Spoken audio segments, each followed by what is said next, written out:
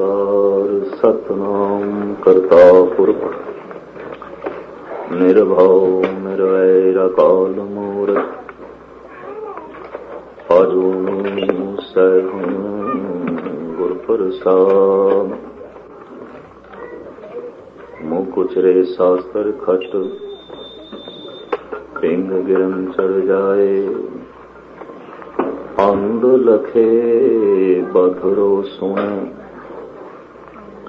जो काल कृपा कराए।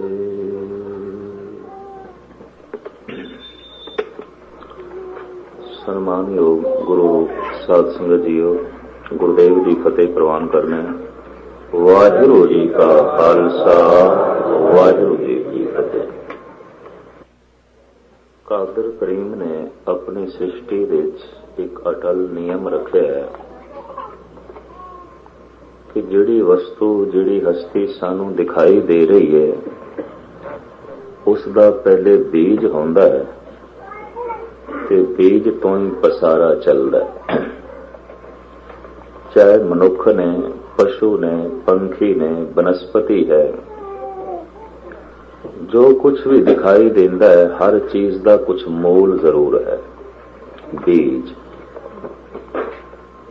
उस बीज तो फिर सृष्टि चलती है, संसार चलता है। प्रेरणा है गुरु ग्रंथ साहब जी महाराज दी कि मनुख दी झोली विच धर्म होवे। ऐ बंदे तू धर्म दी तलाश कर, तू धर्म नू पैदा कर, तू धर्म नू अपनी झोली विच पा।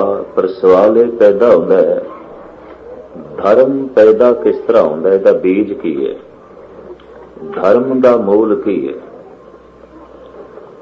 तो जगत गुरु बाबा साहिब श्री गुरु नानक देव जी महाराज ने जो धर्म का बीज, धर्म का मूल, धर्म की बुनियादी रेखा जो अपनी बाणी विच वर्णन की है, वो मैं अज दे विचारां विच तुहाडे सामने रखनी है। उंज गुरु ग्रंथ साहब जी महाराज की हर पंक्ति अपनी थां ते अगम है, अगोचर है। पर साहिब इस पंक्ति विच दसदे ने जो तुहाडे रोज पढ़न विच आउंदी है भी धर्म का बीज की है। पंक्ति जपजी साहब दी है, धौल धर्म दया का पूत संतोख थाप रखिया जिन सूत। दया का पूत जिहड़ा धर्म है, इहदी मां, इहदी जननी दया है। इहदा जन्म दया तो है। धौल धर्म दया का पूत संतोख थाप रखिया जिन सूत। अगां थोड़ी व्याख्या करनी है कि मां दया है, पिता कौन है।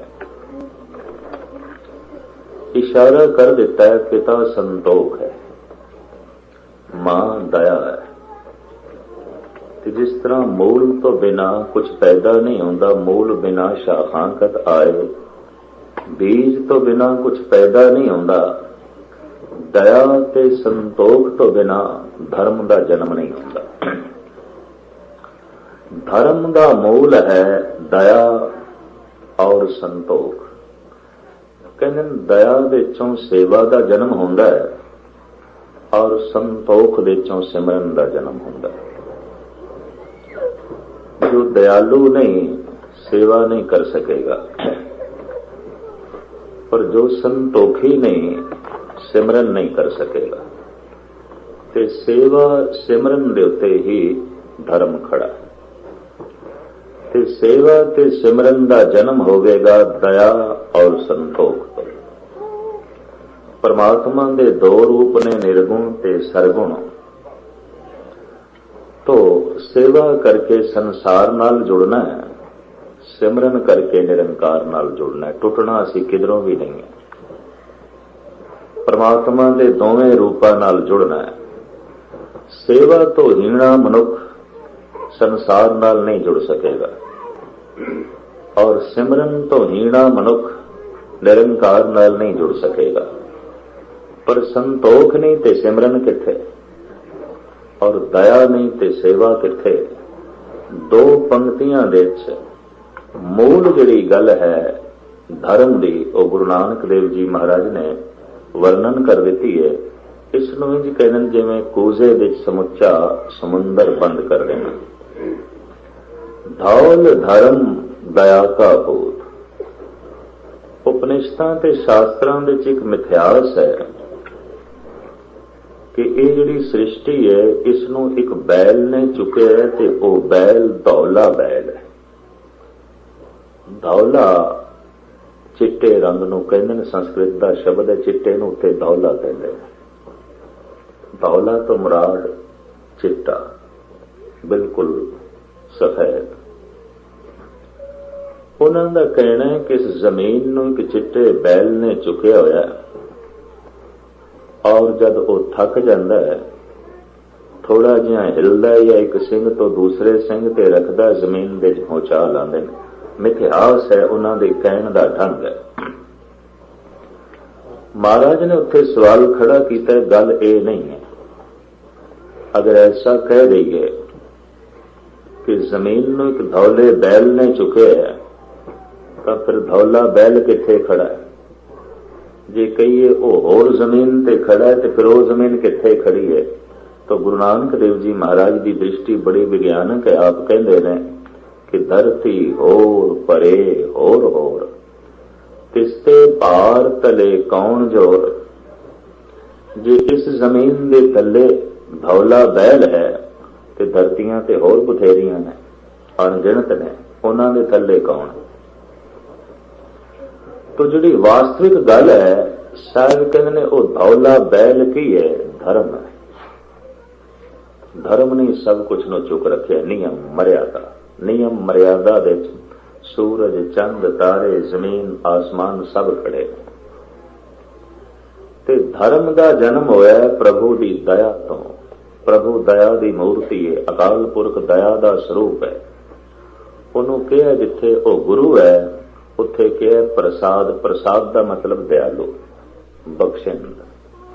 ਲੱਖ ਵੀ ਕੋਸ਼ਿਸ਼ ਕਰੀਏ, ਪਰਮਾਤਮਾ ਬੇਰਹਿਮ ਨਹੀਂ ਹੋ ਸਕਦਾ, ਔਰ ਪਰਮਾਤਮਾ ਵਿੱਚ ਬਦਲੇ ਦੀ ਭਾਵਨਾ ਹੈ। ਉਹ ਪ੍ਰਸਾਦ ਹੈ, ਦਇਆਲੂ ਹੈ। ਉਸ ਦੀ ਦਇਆ ਵਿੱਚੋਂ ਇਹ ਨਿਯਮ ਨਿਕਲਿਆ, ਵਿਧਾਨ ਨਿਕਲੇ, ਧਰਮ ਨਿਕਲੇ। ਤੇ ਜਦ ਮਨੁੱਖ ਦੀ ਚੇਤਨਾ ਦੇ ਅੰਦਰ ਵੀ ਧਰਮ ਦਾ ਜਨਮ ਹੋਵੇਗਾ, ਉਦੋਂ ਦਇਆ ਕਰਕੇ ਹੀ ਹੋਵੇਗਾ, ਉਂਝ ਨਹੀਂ ਹੋਵੇਗਾ। ਸਿੱਧਾ ਕੋਈ ਮਨੁੱਖ ਧਰਮੀ ਨਹੀਂ ਬਣ ਸਕਦਾ, ਲੱਖ ਵੀ ਕੋਸ਼ਿਸ਼ ਕਰੇ। ਮਨੁੱਖ ਕਹੇ ਕਿ ਮੈਂ ਧਰਮੀ ਬਣਨਾ, ਤਾਂ ਮੂਲ ਬਿਨਾ ਸ਼ਾਖਾਂਕਤ ਆਏ, ਬੀਜ ਤੋਂ ਬਿਨਾ ਬੂਟੇ ਕਿੱਥੇ? ਮੂਲ ਤੋਂ ਬਿਨਾ, ਬੁਨਿਆਦ ਤੋਂ ਬਿਨਾ ਉੱਚੇ ਮਹਿਲ ਕਿਸ ਤਰ੍ਹਾਂ ਖੜੇ ਕੀਤੇ ਜਾ ਸਕਦੇ ਨੇ? ਤਾਂ ਧੌਲ ਧਰਮ ਦਇਆ ਕਾ ਭੂਤ। ਸਾਹਿਬ ਗੁਰੂ ਨਾਨਕ ਦੇਵ ਜੀ ਮਹਾਰਾਜ ਤੋਂ ਕੋ 250 ਸਾਲ ਬਾਅਦ ਕਵੀ ਤੁਲਸੀ ਨੇ ਵੀ ਇਸੇ ਢੰਗ ਦਾ ਇੱਕ ਦੋਹਰਾ ਉਚਾਰਨ ਕੀਤਾ। ਉਹ ਹਿੰਦੁਸਤਾਨ ਵਿੱਚ ਬੜਾ ਮਸ਼ਹੂਰ ਹੋਇਆ। ਤੁਲਸੀ ਦਇਆ ਧਰਮ ਕਾ ਮੂਲ ਹੈ, पाप मूल अभिमान। तुलसी दया न छोड़िए, जब लग घट में प्राण। ये दोहरा तुलसी का बड़ा प्रसिद्ध होया। वो कहता है धर्म का जन्म दया तो होंदा है, पाप का जन्म अभिमान तो होंदा है, हंकार तो होंदा है। हंकारी बंदा पापी होवेगा, हर हालत विच होवेगा, क्योंकि हंकार पाप नूं जन्म देंदा है। हंकार का मतलब है मैं हाँ तू नहीं है, और जे तू भी है तो मैं मिटावांगा, तो आपे पापी हो जाएगा हंकारी। हंकारी तू नूं बर्दाश्त नहीं करता, दूजे नूं नहीं बर्दाश्त करेगा। दूजे तो मुराद हो जिहड़ा उसदी मैं नूं चोट पहुंचावे। कोई इस तरह उसके सामने खड़ा हो जाए कि उसदी मैं ना रह सके, उसदी मैं नूं चोट पहुंचे, उसदे हंकार नूं चोट पहुंचे, वो फिर औखा होगा, अनर्थ करेगा। इस वास्ते तुलसी का कहना हंकारी पापी हो गईगा। गुरु ग्रंथ साहब जी महाराज साफ लिखे है कि हो सकता है क्रोधी भी बख्शिया जाए, कामी भी बख्शिया जाए, ਲੋਭੀ ਵੀ ਬਖਸ਼ਿਆ ਜਾਏ, ਪਰ ਹੰਕਾਰੀ ਨੂੰ ਬਖਸ਼ਣਾ ਬੜੀ ਔਖੀ ਗੱਲ ਹੈ। ਹਰ ਜੋ ਹੰਕਾਰ ਨਾ ਭਾਵੇ, ਰੱਬ ਨੂੰ ਨਹੀਂ ਚੰਗਾ ਲੱਗਦਾ, ਪਰਮਾਤਮਾ ਨੂੰ ਬਿਲਕੁਲ ਚੰਗਾ ਹੀ ਨਹੀਂ ਲੱਗਦਾ। ਮੈਂ ਹੁਣ ਜਿਹੜੀ ਕੌਮ ਆਖੇ ਮੈਂ ਹਾਂ, ਤੇ ਅਗਰ ਕੋਈ ਹੋਰ ਕੌਮ ਉਸ ਦੇ ਸਾਹਮਣੇ ਖੜੀ ਹੋਵੇ ਜਿਹੜੀ ਉਸ ਦੀ ਮੈਂ ਨੂੰ ਠੇਸ ਪਹੁੰਚਾਵੇ ਤੇ ਕੁਦਰਤੀ ਗੱਲੋਂ ਮਿਟਾਵੇਗਾ, ਹੰਕਾਰੀ ਪਾਪੀ ਹੋ ਜਾਏਗਾ। ਕੋਈ ਹੋਰ ਦੇਸ਼ ਵੀ ਖੜਾ ਹੋਵੇ ਜੋ ਉਸ ਦੇਸ਼ ਦੇ ਸਾਹਮਣੇ ਜਿਸ ਦੀ ਮੈਂ ਬੜੀ ਪ੍ਰਗਾੜ ਹੋਵੇ, ਉਹਦੀ ਮੈਂ ਨੂੰ ਠੇਸ ਪਹੁੰਚੇ, ਤਾਂ ਫਿਰ ਉਸ ਦੇਸ਼ ਨੂੰ ਦਬਾਵੇਗਾ। ਮੈਂ ਦੇ ਚ ਲੀਨ ਮਨੁੱਖ ਤੋਂ ਨੂੰ ਨਹੀਂ ਬਰਦਾਸ਼ਤ ਕਰਦਾ, ਤੋਂ ਨੂੰ ਸਾਹਮਣੇ ਖੜਾ ਨਹੀਂ ਕਰੇਗਾ, ਤੂੰ ਨੂੰ ਸਹਿਨ ਨਹੀਂ ਕਰ ਸਕੇਗਾ। ਤੂੰ ਵੀ ਹੈ ਤੇ ਜੇ ਤੂੰ ਕਿਧਰੇ ਵੱਡੀ ਹੋ ਜਾਏ ਤਾਂ ਮੈਂ ਛੋਟੀ ਹੋ ਜਾਂਦੀ ਹੈ। ਕਦੀ ਗੌਰ ਮੁਤਾਲਾ ਕਰਨਾ, ਬੜੇ ਵਿਗਿਆਨਕ ਤੱਤ ਔਰ ਮਨ ਦੀਆਂ ਬਹੁਤ ਗਹਿਰਾਈਆਂ ਗੁਰੂ ਨਾਨਕ ਦੇਵ ਜੀ ਮਹਾਰਾਜ ਨੇ ਸਾਡੇ ਸਾਹਮਣੇ ਰੱਖੀਆਂ। ਮੈਂ ਵੱਡਾ ਹੈ ਤਾਂ ਤੂੰ ਛੋਟਾ ਹੈ, ਜੇ ਤੂੰ ਵੱਡਾ ਹੈ ਤਾਂ ਫਿਰ ਮੈਂ ਛੋਟਾ। ਸਪਸ਼ਟ ਗੱਲ ਹੈ ਨਾ। ਇਸ ਵਾਸਤੇ ਜਿਸ ਦੀ ਮੈਂ ਬਹੁਤ ਵੱਡੀ ਹੁੰਦੀ ਹੈ ਉਹ ਤੂੰ ਨੂੰ ਵੱਡਾ ਨਹੀਂ ਹੋਣ ਦਿੰਦਾ, ਕਿਉਂਕਿ ਤੂੰ ਵੱਡਾ ਹੋ ਗਿਆ ਤਾਂ ਫਿਰ ਮੈਂ ਛੋਟਾ। तो तू कोई मुल्क हो सकता है, कोई कौम हो सकती है, हो सकता है, भरा हो सकता है, शरीक हो सकता है, वो तू नूं वड्डा नहीं होण देगा, तू नूं छोटा करेगा। ते जे किधरे तू ने वड्डा होण दी कोशिश की तो फिर तू दीयां जड़ां पुट्टेगा, तू नूं बिल्कुल नैस्तो नाबूद करेगा। इस वास्ते समुचे भारतीय ऋषि मुनियां दा कहना है कि पाप सारे का सारा मैं तो पैदा होंदा है, हंकार तो। हंकार अहंकार, मैं हाँ, अहं मैं हाँ, और कोई नहीं।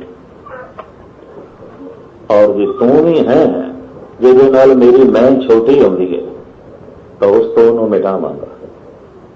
तो हंकार तो पाप का जन्म होगा, क्योंकि हंकार तो नूं बर्दाश्त नहीं करता।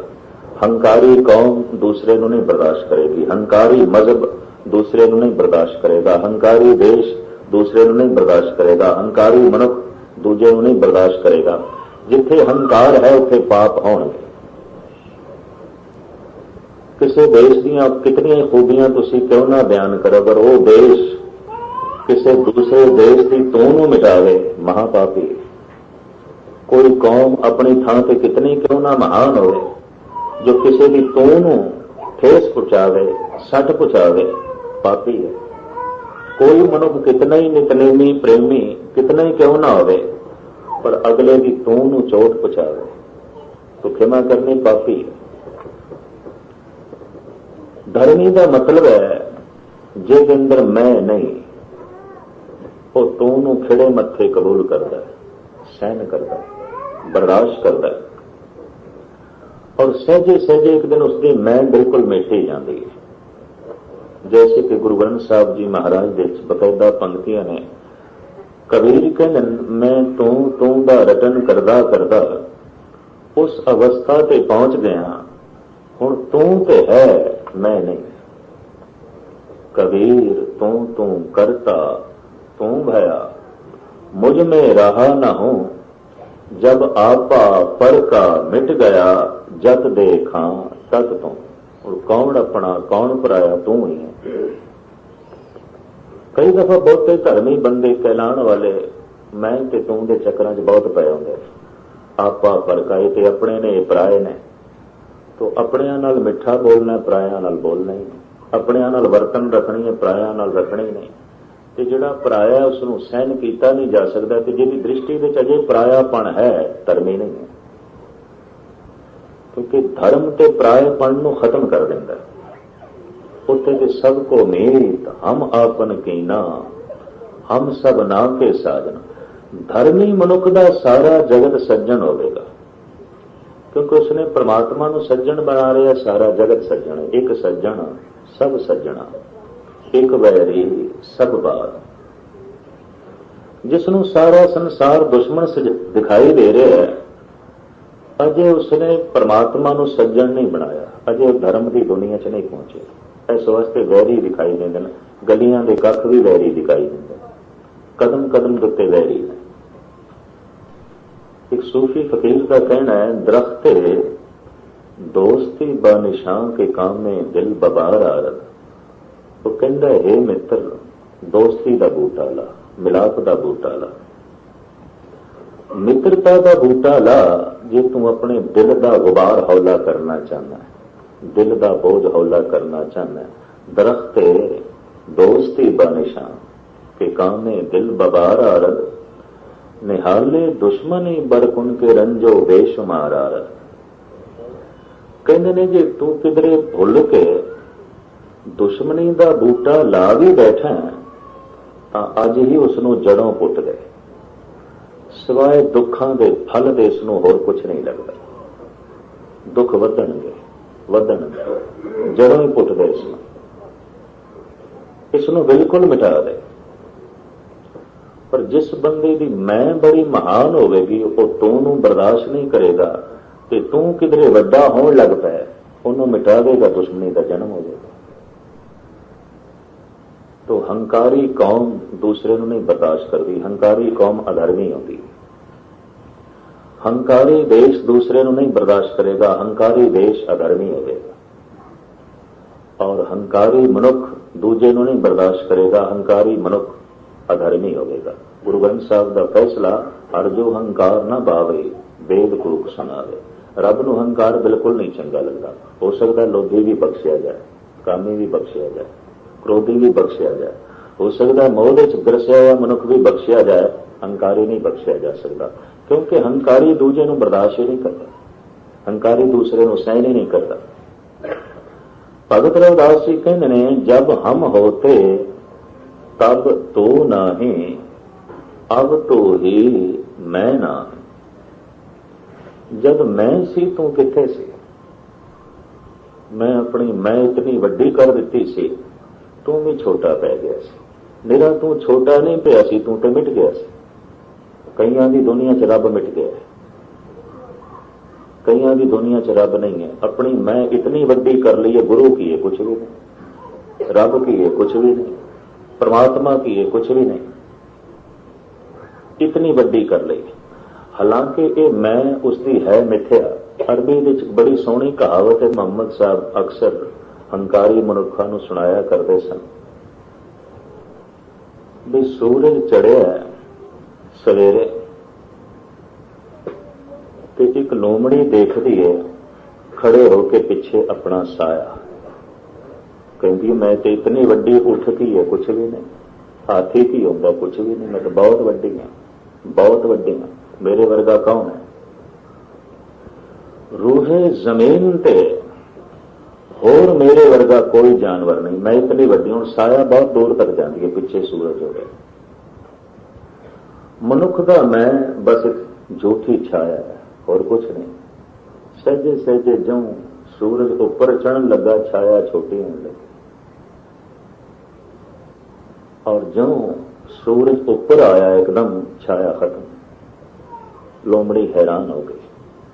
ਮੁਹੰਮਦ ਸਾਹਿਬ ਆਪਣੇ ਅਨੁਆਈਆਂ ਨੂੰ, ਆਪਣੇ ਨਿਕਟਵਰਤੀਆਂ ਨੂੰ ਕਹਿੰਦੇ ਸਨ, ਪਰਮਾਤਮਾ ਮਨੁੱਖ ਬਿਲਕੁਲ ਪਿੱਛੇ ਰੱਖਦੇ ਗਏ ਤਾਂ ਮਨੁੱਖ ਦੀ ਮੈਂ ਇਤਨੀ ਵੱਡੀ ਹੋ ਜਾਂਦੀ ਜਿਵੇਂ ਲੋਮੜੀ ਦਾ ਸਾਇਆ। ਉਹ ਕਹਿੰਦਾ ਮੇਰੇ ਵਰਗਾ ਵੀ ਹੈ ਕੋਈ ਹੋਰ, ਕੋਈ ਨਹੀਂ। ਉਹ ਸਿਰਫ ਇਸ ਵਾਸਤੇ ਕਹਿੰਦਾ ਜੇ ਰੱਬ ਨੂੰ ਇਸਨੇ ਪਿੱਛੇ ਹੀ ਰੱਖਿਆ। ਪਰ ਇਹਨੂੰ ਕੌਣ ਦੱਸੇ ਇਹ ਜਿਹੜੀ ਤੇਰੀ ਮੈਂ ਦੀ ਸਾਇਆ ਹੈ ਇਹ ਵੀ ਸੂਰਜ ਕਰਕੇ ਹੀ ਹੈ, ਇਹ ਵੀ ਪਰਮਾਤਮਾ ਹੀ ਕਰਕੇ ਹੈ, ਤੇਰੀ ਹਉਂ ਤੇ ਉਸ ਕਰਕੇ। ਸਹਿਜੇ ਸਹਿਜੇ ਜਿਉਂ ਮਨੁੱਖ ਪਰਮਾਤਮਾ ਨਾਲ ਆਪਣਾ ਸਿੱਧਾ ਸੰਬੰਧ ਜੋੜਦਾ ਹੈ, ਮੈਂ ਮਿਟਣ ਲੱਗਦੀ ਹੈ। ਤੇ ਜਦ ਬਿਲਕੁਲ ਸੂਰਜ ਸਿਰ ਤੇ ਹੀ ਆ ਜਾਏ, ਪਰਮਾਤਮਾ ਦਾ ਪ੍ਰਕਾਸ਼ ਦਸਮ ਦੁਆਰ ਵਿੱਚ ਹੋ ਜਾਏ, ਮਨੁੱਖ ਦੀ ਮੈਂ ਖਤਮ, ਛਾਇਆ ਖਤਮ। ਮੈਂ ਤੇ ਸਿਰਫ ਛਾਇਆ ਹੈ। ਪਰ ਇਤਨੀ ਮੈਂ ਅਰਜ਼ ਕਰਾਂ ਜਿਸ ਦੀ ਮੈਂ ਬਹੁਤ ਵੱਡੀ ਹੋ ਗਈ, ਉਹ ਤੇ ਤੂੰ ਉਹਨੂੰ ਨਹੀਂ ਬਰਦਾਸ਼ਤ ਕਰੇਗਾ। तो तुलसी ने कह दिता पाप का जन्म होंदा है पाप मूल अभिमान। पाप का जन्म हंकार तक। बड़ा सरल जिहा यह दोहरा है, पर हिंदुस्तान विच बड़ा प्रचलित हो गया। ते धर्म का बीज की है? जे समुचे पाप का बीज हंकार है, हंकारी पुनीत नहीं हो सकता। ਉਹਦੇ ਕੀਤੇ ਹੋਏ ਦਾਨ ਵਿੱਚੋਂ ਵੀ ਹੰਕਾਰ ਦੀ ਬੂ ਹੋਵੇਗੀ, ਉਹਦੀ ਕੀਤੀ ਹੋਈ ਸੇਵਾ ਵਿੱਚੋਂ ਵੀ ਹੰਕਾਰ ਦੀ ਬੂ ਹੋਵੇਗੀ। कि जिस सेवा नाल हंकार जुड़े है वो सेवा नहीं होती, कोई व्यापार होगा जिहदे च बू है। ਹੰਕਾਰੀ ਦਾ ਸਭ ਕੁਝ ਪਾਪ ਹੋਵੇਗਾ, ਹੰਕਾਰੀ ਦਾ ਕੁਝ ਵੀ ਪੁੰਨ ਨਹੀਂ ਹੋਵੇਗਾ, ਚਾਹੇ ਕੁਝ ਵੀ ਕਰੇ। ਔਰ ਮੈਂ ਇਤਨੀ ਅਰਜ਼ ਕਰ ਰਿਹਾ, ਦਇਆਲੂ ਮਨੁੱਖ ਦਾ ਸਭ ਕੁਝ ਪੁੰਨ ਹੋਵੇਗਾ ਜੋ ਕੁਝ ਵੀ ਕਰੇ। ਧੌਲ ਧਰਮ ਦਇਆ ਕਾ ਪੂਤ। ਧਰਮ ਦਾ ਜਨਮ ਹੈ ਦਇਆ ਤੋਂ। ਦਇਆ ਜਨਮ ਦਿੰਦੀ ਹੈ ਸੇਵਾ ਨੂੰ। ਸੰਤੋਖ ਥਾਪ ਰਖਿਆ ਜਨ ਸੋਤ। ਵਿਆਖਿਆ ਬੜੀ ਲੰਬੀ ਚੌੜੀ ਹੈ, ਪਰ ਜੋ ਮੈਂ ਇਸ ਵਕਤ ਨਿਸ਼ਾਨਾ ਮਿਥਿਆ ਉਹ ਮੈਂ ਤੁਹਾਡੇ ਸਾਹਮਣੇ ਰੱਖਾਂ। ਸੰਤੋਖ ਧਰਮ ਦਾ ਪਿਤਾ, ਜਿਸ ਨੇ ਇੱਕ ਸੂਤਰ ਦੇ ਸਮੁੱਚੇ ਜਗਤ ਨੂੰ ਪਰੋ ਕੇ ਰੱਖਿਆ।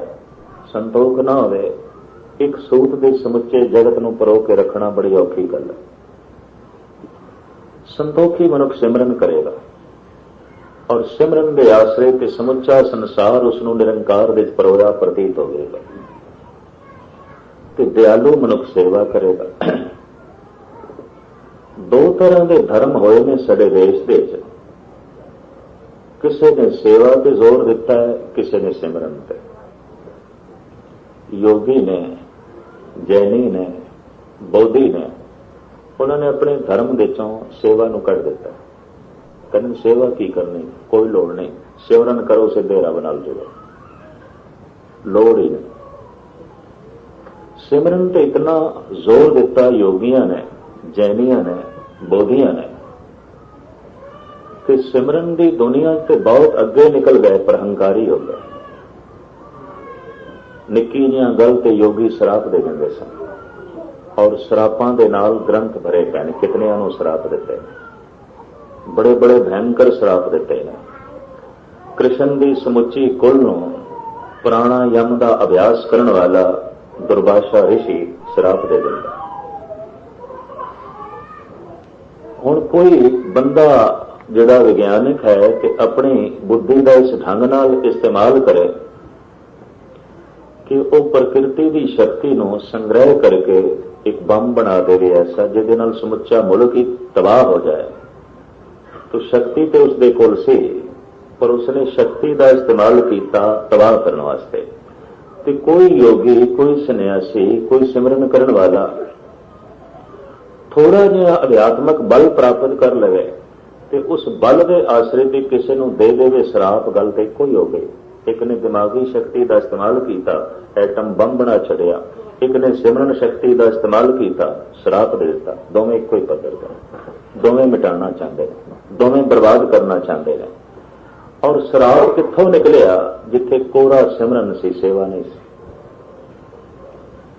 जिथे सिर्फ सेवा सी, कुछ ऐसे भी धर्म ने हिंदुस्तान में दासा भाव की बिरती का जन्म होया, सेवा ही करो। किसी हद तक मैं देखता हिंदुस्तान के जिहड़े पादरी घूमते हैं, ईसाई मिशनरी, बस सेवा ही है, सिमरन वाली कोई गल नहीं। सेवा, किताबां वंडो, बीमारां नूं दवाई दो, नंगे ने कपड़े दे दो, भुखे ने अन्न दे दो, बस इतनी गल है, कुछ नहीं। सेवा है, पर चूंकि सिर्फ सेवा है, सिमरन नहीं, इस वास्ते कोई ज्ञान नहीं। अंधेरा बनया है, जीवन में अंधेरा बनया है। जिन्होंने इन्होंने ईसाई बनाया, कोई धर्मी नहीं बने, बस ईसाई जरूर ने, धर्मी कोई नहीं। और जो इस तरीके लोगों को धर्मी बनाने की कोशिश पे करते हैं, स्वयं भी धर्मी नहीं, क्योंकि उन्होंने सेवा विचों भी व्यापार की बदबू है। कोई रब्बी रस नहीं, कोई गल नहीं। उन्होंने बकायदा की हुई सेवा का भी एक व्यापार है, उस वक्त मुल मनते हैं। बई तू खुदा का पुत्र मन ले ईसा ने, वो खुदा का पुत्र है, ते बाकी दुनिया शैतान की पुत्र है। जे वो खुदा का पुत्र है तो बाकी कौन है? सारे उसके पुत्र ने। एक पिता एकस के हम बारक, तू मेरा गुरहाई। ये जुर्रत वो नहीं करनी कि सारे एक खुदा के बच्चे ने, सारे एक परमात्मा के पुत्र ने, ये आखण की जुर्रत नहीं करनगे। फिर हजरत ईसा की जो है हस्ती रह जाएगी। जो सारे ही खुदा के पुत्र ने, तो ये आखण का मान जिहड़ा है उन्हां दा, वो चूर हो जाता है कि हजरत ईसा खुदा का पुत्र है, खुदा का बेटा है, सारे खुदा के बेटे हैं, खुदा तो बिना और की है। पर चूंकि उन्होंने सेवा खड़ी है व्यापार है, इस वास्ते इस सेवा ने कोई क्रांति नहीं लियांदी, कोई जिंदगी च रस पैदा होया होवे, कोई आनंद पैदा होवे, ये नहीं है।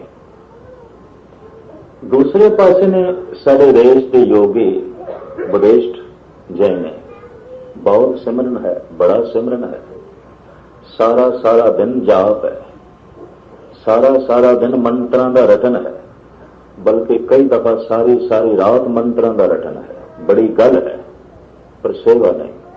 इस वास्ते हंकार बड़ा, क्रोधी बड़े, निक्की दियां गल ते शराप देंगे, निक्की दियां गल ते आपे तो बाहर हो जाएंगे। सिमरन इतना, फिर इतने तत्ते क्यों? सेवा को जिंदगी का जो संतुलन कायम रहिंदा है वो सेवा ते सिमरन नाल। जिवें एक पंख दे नाल पंछी उड़ नहीं सकता, दो पंख चाहिए ने। मनुख की आत्मा ने परमात्मा तक पहुंचना दो पंखां दे आसरे ते, उन्हें सेवा ते सिमरन। निकसरे पंखी सिमरन हर पांख, साहिब गुरु अर्जन देव जी महाराज की बाणी है। भैया पंछी तू ते खूह विच पिया, ब्रह्म की खोई तृष्णा रस पंकज, अत तीखण मोह की फास, तू भरम दे खोह विच डिग्या है, बड़ा मोह दा चिक्कड़ है, उसे विच ही तू ग्रसिया होया है। उड़न की कोशिश कर, किवें उड़े? दो पंख ला ले सेवा सिमरन दे, पहुंच जाएगा परमात्मा दे देश, ईश्वर दे देश। एक पंख दे नाल उडारी नहीं लाई जा सकती, सिर्फ सेवा करके मनुख रब तक नहीं पहुंच सकता। करी जाए कोई सेवा सिमरन नहीं, तो सिर्फ सिमरन नाल भी गल नहीं बनेगी। इस वास्ते साहिब गुरु नानक देव जी महाराज ने दया ते संतोख नूं धर्म दे मां बाप दसे ने। दया मां है और संतोख पिता है। संतोखी मनुख दे अंदरों सिमरन का जन्म होगा, वही रब नूं याद कर सकेगा, क्योंकि संतोख नहीं तो संसार की याद करेगा, कुछ और ही और याद करता रहेगा। संतोख का मतलब है संसार तो संतुष्ट, जैसा संसार है और संसार का जिहड़ा हिस्सा मेरे कोल है ठीक, और सिमरन करेगा।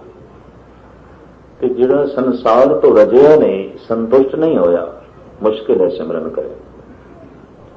कि जिसके अंदर दया ही नहीं, कोमलता ही नहीं। दया का मतलब है ये दूजे का दुख दूजे का नहीं, ये मेरा अपना है। ये दूजा नहीं रो रहा, ये मैं ही रो रहा। ये दूजा नहीं बीमार पिया, मैं ही पिया। ये दूजा ठोकर खा के नहीं गिरया, मैं ही गिर गया। दयालु मनुख का इतना संबंध जुड़ेगा। इस वास्ते वो किसी की सेवा भी करेगा तो उसके अंदर गरूर नहीं होगा कि मैं अपनी करदा। जिवें एक कोड़ी सी, पिंड के वासियों ने उसनूं कढ़ दिता सी बाहर, ते कोड़ की बीमारी चूंकि छूत की बीमारी आउंदी है, शहर वासियों ने बाहर कढ़ दिता। रो रहा सी बेचारा। गुरु नानक देव जी महाराज कोल भी लंघे, सारी रात उस जोगी च रहे, उस कोड़ी दे कोल रहे, उन्होंने परमात्मा के गीत सुनाए। बल्कि जन्म साखी च ऐसा लिखा है, जय तन बाणी विसर जाए, जो पक्का रोगी विल लाए। ये शब्द पातशाह ने उत्थे उच्चारण किया। मरदाने ने रबाब छेड़िए सतगुर के राग गाते ने, शब्द गाते ने। कोड़ी नूं चैन पिया, नींद आ गई, सतगुरु उसके सीस ते हथ रखते हैं और कहते प्रभु तेनों याद आवे। तो जिस कोड़ी नूं भी परमात्मा याद आ जाए, कोड़ी कित्थे रहिंदा है। ते जिस कोड़ी दे कोल गुरु नानक बैठ जान ते रब दा गीत, रब दा कीर्तन सुनान, उहदे ते भाग जागदा है। ऐसा क्यों? गुरु नानक दा हिरदा दया की मूर्ति है। चाहे कोड़ी है, एक ठग है, उससे भी दया आउंदी है सतगुरु नूं। वो मन करके भटके हुआ मनुख है, ठोकरां खा रहा है, उससे भी सतगुरुदेव जी महाराज दया की दृष्टि कर दें। धौल धर्म दया का पूत, संतोख था पर जन सूत। हुण एक होर मैं बुनियादी गल करा। धौल कहते ने चिट्टे नूं,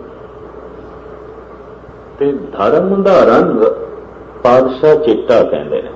धौल धर्म दया का पूत, भाई धर्म दा रंग चिट्टा है। रंग गुरु ग्रंथ साहब जी महाराज दे ਕੁਝ ਰੰਗਾਂ ਦਾ ਜ਼ਿਕਰ ਹੈ, ਇਹਨੂੰ ਬੰਦੀ ਕਰੋ। ਗੁਰੂ ਗ੍ਰੰਥ ਸਾਹਿਬ ਜੀ ਮਹਾਰਾਜ ਦੇ ਅੰਦਰ ਕੁਝ ਰੰਗਾਂ ਦਾ ਜ਼ਿਕਰ ਹੈ, ਰੰਗ, ਔਰ ਉਹ ਰੰਗ ਨੇ ਅਧਿਆਤਮਕ, ਇੱਕ ਨਹੀਂ 5-7 ਰੰਗਾਂ ਦਾ ਜ਼ਿਕਰ ਹੈ। ਉਹ ਮੈਂ ਤੁਹਾਡੇ ਸਾਹਮਣੇ ਰੱਖਾਂ। ਸਾਹਿਬ ਗੁਰੂ ਨਾਨਕ ਦੇਵ ਜੀ ਮਹਾਰਾਜ ਦਾ ਐਸਾ ਖਿਆਲ ਹੈ ਕਿ ਜਿਸ ਵਕਤ ਮਨੁੱਖ ਦੇ ਅੰਦਰ ਸਹਿਜੇ ਸਹਿਜੇ ਧਰਮ ਵੱਧਦਾ ਹੈ, ਉਹਦੇ ਅੰਦਰ ਇੱਕ ਚਿੱਟੇ ਰੰਗ ਦੀ ਧਾਰੀ ਬਣੇਗੀ ਕਿ ਐਸਾ ਮਨੁੱਖ ਬਾਹਰੋਂ ਚਿੱਟੇ ਰੰਗ ਤੋਂ ਬੜਾ ਪ੍ਰਭਾਵਿਤ ਹੋਵੇਗਾ। ਚਿੱਟਾ ਰੰਗ ਉਸ ਨੂੰ ਬੜਾ ਪਿਆਰਾ ਲੱਗੇਗਾ। ਹਿੰਦੁਸਤਾਨ ਦੇ ਬਹੁਤ ਸਾਰੇ ਸਾਧੂਆਂ ਨੇ ਜੇ ਚਿੱਟੇ ਰੰਗ ਦੇ ਕੱਪੜੇ ਸਿਰਫ ਸਾਧੂਆਂ ਤੇ ਤਪੇਸ਼ਵਰਾਂ ਦੇ ਭੇਖ ਸਮਝ ਕੇ ਪਹਿਨਣੇ ਸ਼ੁਰੂ ਕੀਤੇ ਤਾਂ ਉਹ ਨਿਰਾ ਪਖੰਡ ਨਹੀਂ ਸੀ, ਉਹਦੇ 'ਚ ਕੁਝ ਗੱਲ ਸੀ, ਅੰਦਰ ਕੁਝ ਚਿੱਟੇ ਰੰਗ ਦੀ ਧਾਰੀ ਬਣੀ ਸੀ। ਤੇ ਹੁਣ ਤੇ ਇਸ ਗੱਲ ਨੂੰ ਮਨੋਵਿਗਿਆਨੀਆਂ ਨੇ ਵੀ ਮੰਨ ਲਿਆ ਕਿ ਬਾਹਰੋਂ ਜਿਹੜਾ ਰੰਗ ਬਹੁਤਾ ਮਨੁੱਖ ਨੂੰ ਪ੍ਰਭਾਵਿਤ ਕਰੇ, ਉਸ ਤੋਂ ਉਸ ਦੀਆਂ ਮਨ ਦੀਆਂ ਰੁਚੀਆਂ ਪੜੀਆਂ ਜਾ ਸਕਦੀਆਂ। ਉਹ ਕਿੱਥੇ ਖੜਾ ਹੈ, ਉਹਦੀ ਰੁਚੀ ਕੀ ਹੈ। 10-15 ਰੰਗ ਅੱਗੋਂ ਪਏ ਨੇ ਤੇ ਜਿਹੜਾ ਰੰਗ ਬਹੁਤਾ ਪਿਆਰਾ ਲੱਗੇ, ਬਹੁਤਾ ਪ੍ਰਭਾਵਿਤ ਕਰੇ, ਸਿਆਣੇ ਕਹਿੰਦੇ ਨੇ ਉਸ ਤੋਂ ਉਸ ਮਨੁੱਖ ਦੀਆਂ ਮਨ ਦੀਆਂ ਰੁਚੀਆਂ ਪੜੀਆਂ ਜਾ ਸਕਦੀਆਂ। ਗੁਰੂ ਨਾਨਕ ਦੇਵ ਜੀ ਮਹਾਰਾਜ ਨੇ ਆਪਣੀ ਬਾਣੀ 'ਚ ਕੁਝ ਰੰਗਾਂ ਦਾ ਜ਼ਿਕਰ ਕੀਤਾ। ਚਿੱਟਾ ਰੰਗ, ਲਾਲ ਰੰਗ, ਕਾਲਾ ਰੰਗ, ਨੀਲਾ ਰੰਗ। ਔਰ ਕਿਧਰੇ ਕਿਧਰੇ ਗੁਰਬਾਣੀ ਵਿੱਚ, ਦਸਮ ਗ੍ਰੰਥ ਵਿੱਚ, ਭਾਈ ਸਾਹਿਬ ਭਾਈ ਨੰਦ ਲਾਲ ਦੀ ਰਚਨਾ ਵਿੱਚ ਪੀਲੇ ਰੰਗ ਦਾ ਜ਼ਿਕਰ ਹੈ, ਕੇਸਰੀ ਰੰਗ ਦਾ।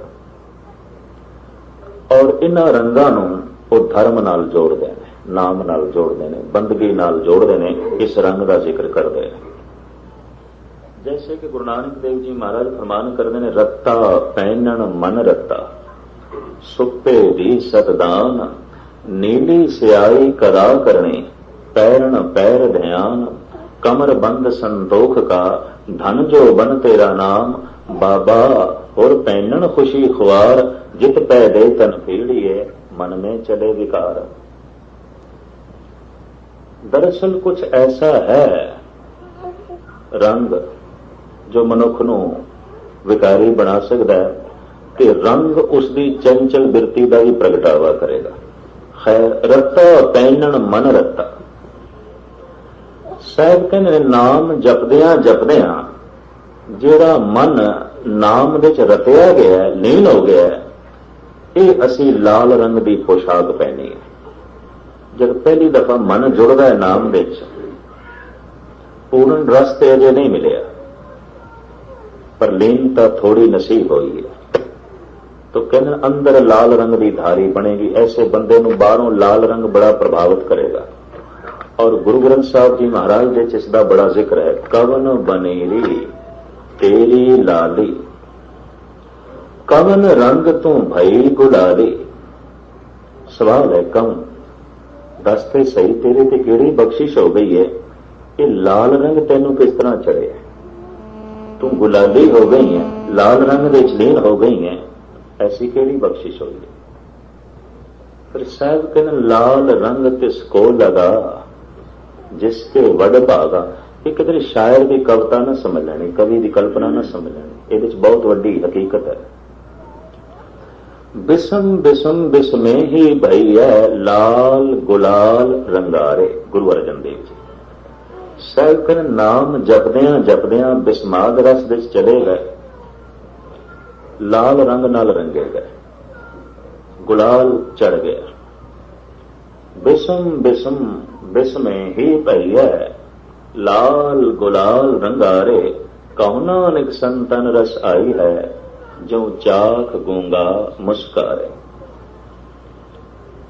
फिर लाल गुलाल गहबरा सच्चा रंग चढ़ा। मैं इस संबंध च गुरु ग्रंथ साहब ਵੱਖ-ਵੱਖ ਰੰਗਾਂ ਦੀਆਂ ਪੰਕਤੀਆਂ ਇੱਕ ਦਿਨ ਕੱਢਣ ਦੀ ਕੋਸ਼ਿਸ਼ ਕੀਤੀ ਸੀ, ਭਾਵੇਂ ਗੱਲ ਬੜੀ ਪੁਰਾਣੀ ਹੈ। 4-5 ਦਿਨ ਮੇਰੇ ਇਸ ਗੱਲ ਦੇ ਚ ਲੱਗੇ ਵੀ ਜਿਹੜੇ ਰੰਗ ਨੇ, ਇੱਕ ਇੱਕ ਰੰਗ ਦਾ ਕਿਤਨੀ ਕਿਤਨੀ ਦਫਾ ਜ਼ਿਕਰ ਗੁਰੂ ਗ੍ਰੰਥ ਸਾਹਿਬ ਜੀ ਮਹਾਰਾਜ ਦੇ ਚ ਆਇਆ ਹੈ। ਮੈਂ ਦੇਖਿਆ ਲਾਲ ਰੰਗ ਦੀ ਬੜੀ ਵਜ਼ਾਹਤ ਹੈ, ਬੜੀ ਗੱਲ ਹੈ। ਫਿਰ ਇਹ ਸ਼ਬਦ ਮੈਨੂੰ ਭਾਈ ਸਾਹਿਬ ਭਾਈ ਨੰਦ ਲਾਲ ਜੀ ਦੇ ਵੀ ਮਿਲ ਗਏ, ਉਹਨਾਂ ਦੀ ਗਜ਼ਲਾਂ ਵਿੱਚ। ਉਹ ਕਹਿੰਦੇ ਨੇ ਗੁਲਾਲ ਅਫਸ਼ਾਂ ਨੇ ਅਜ ਦਸਤੇ ਮੁਬਾਰਕ ਜ਼ਮੀਨੋਂ ਆਸਮਾਰਾ ਸੁਰਖਰੂ ਕਰਦ ਸੁਰਖ ਲਾਲ।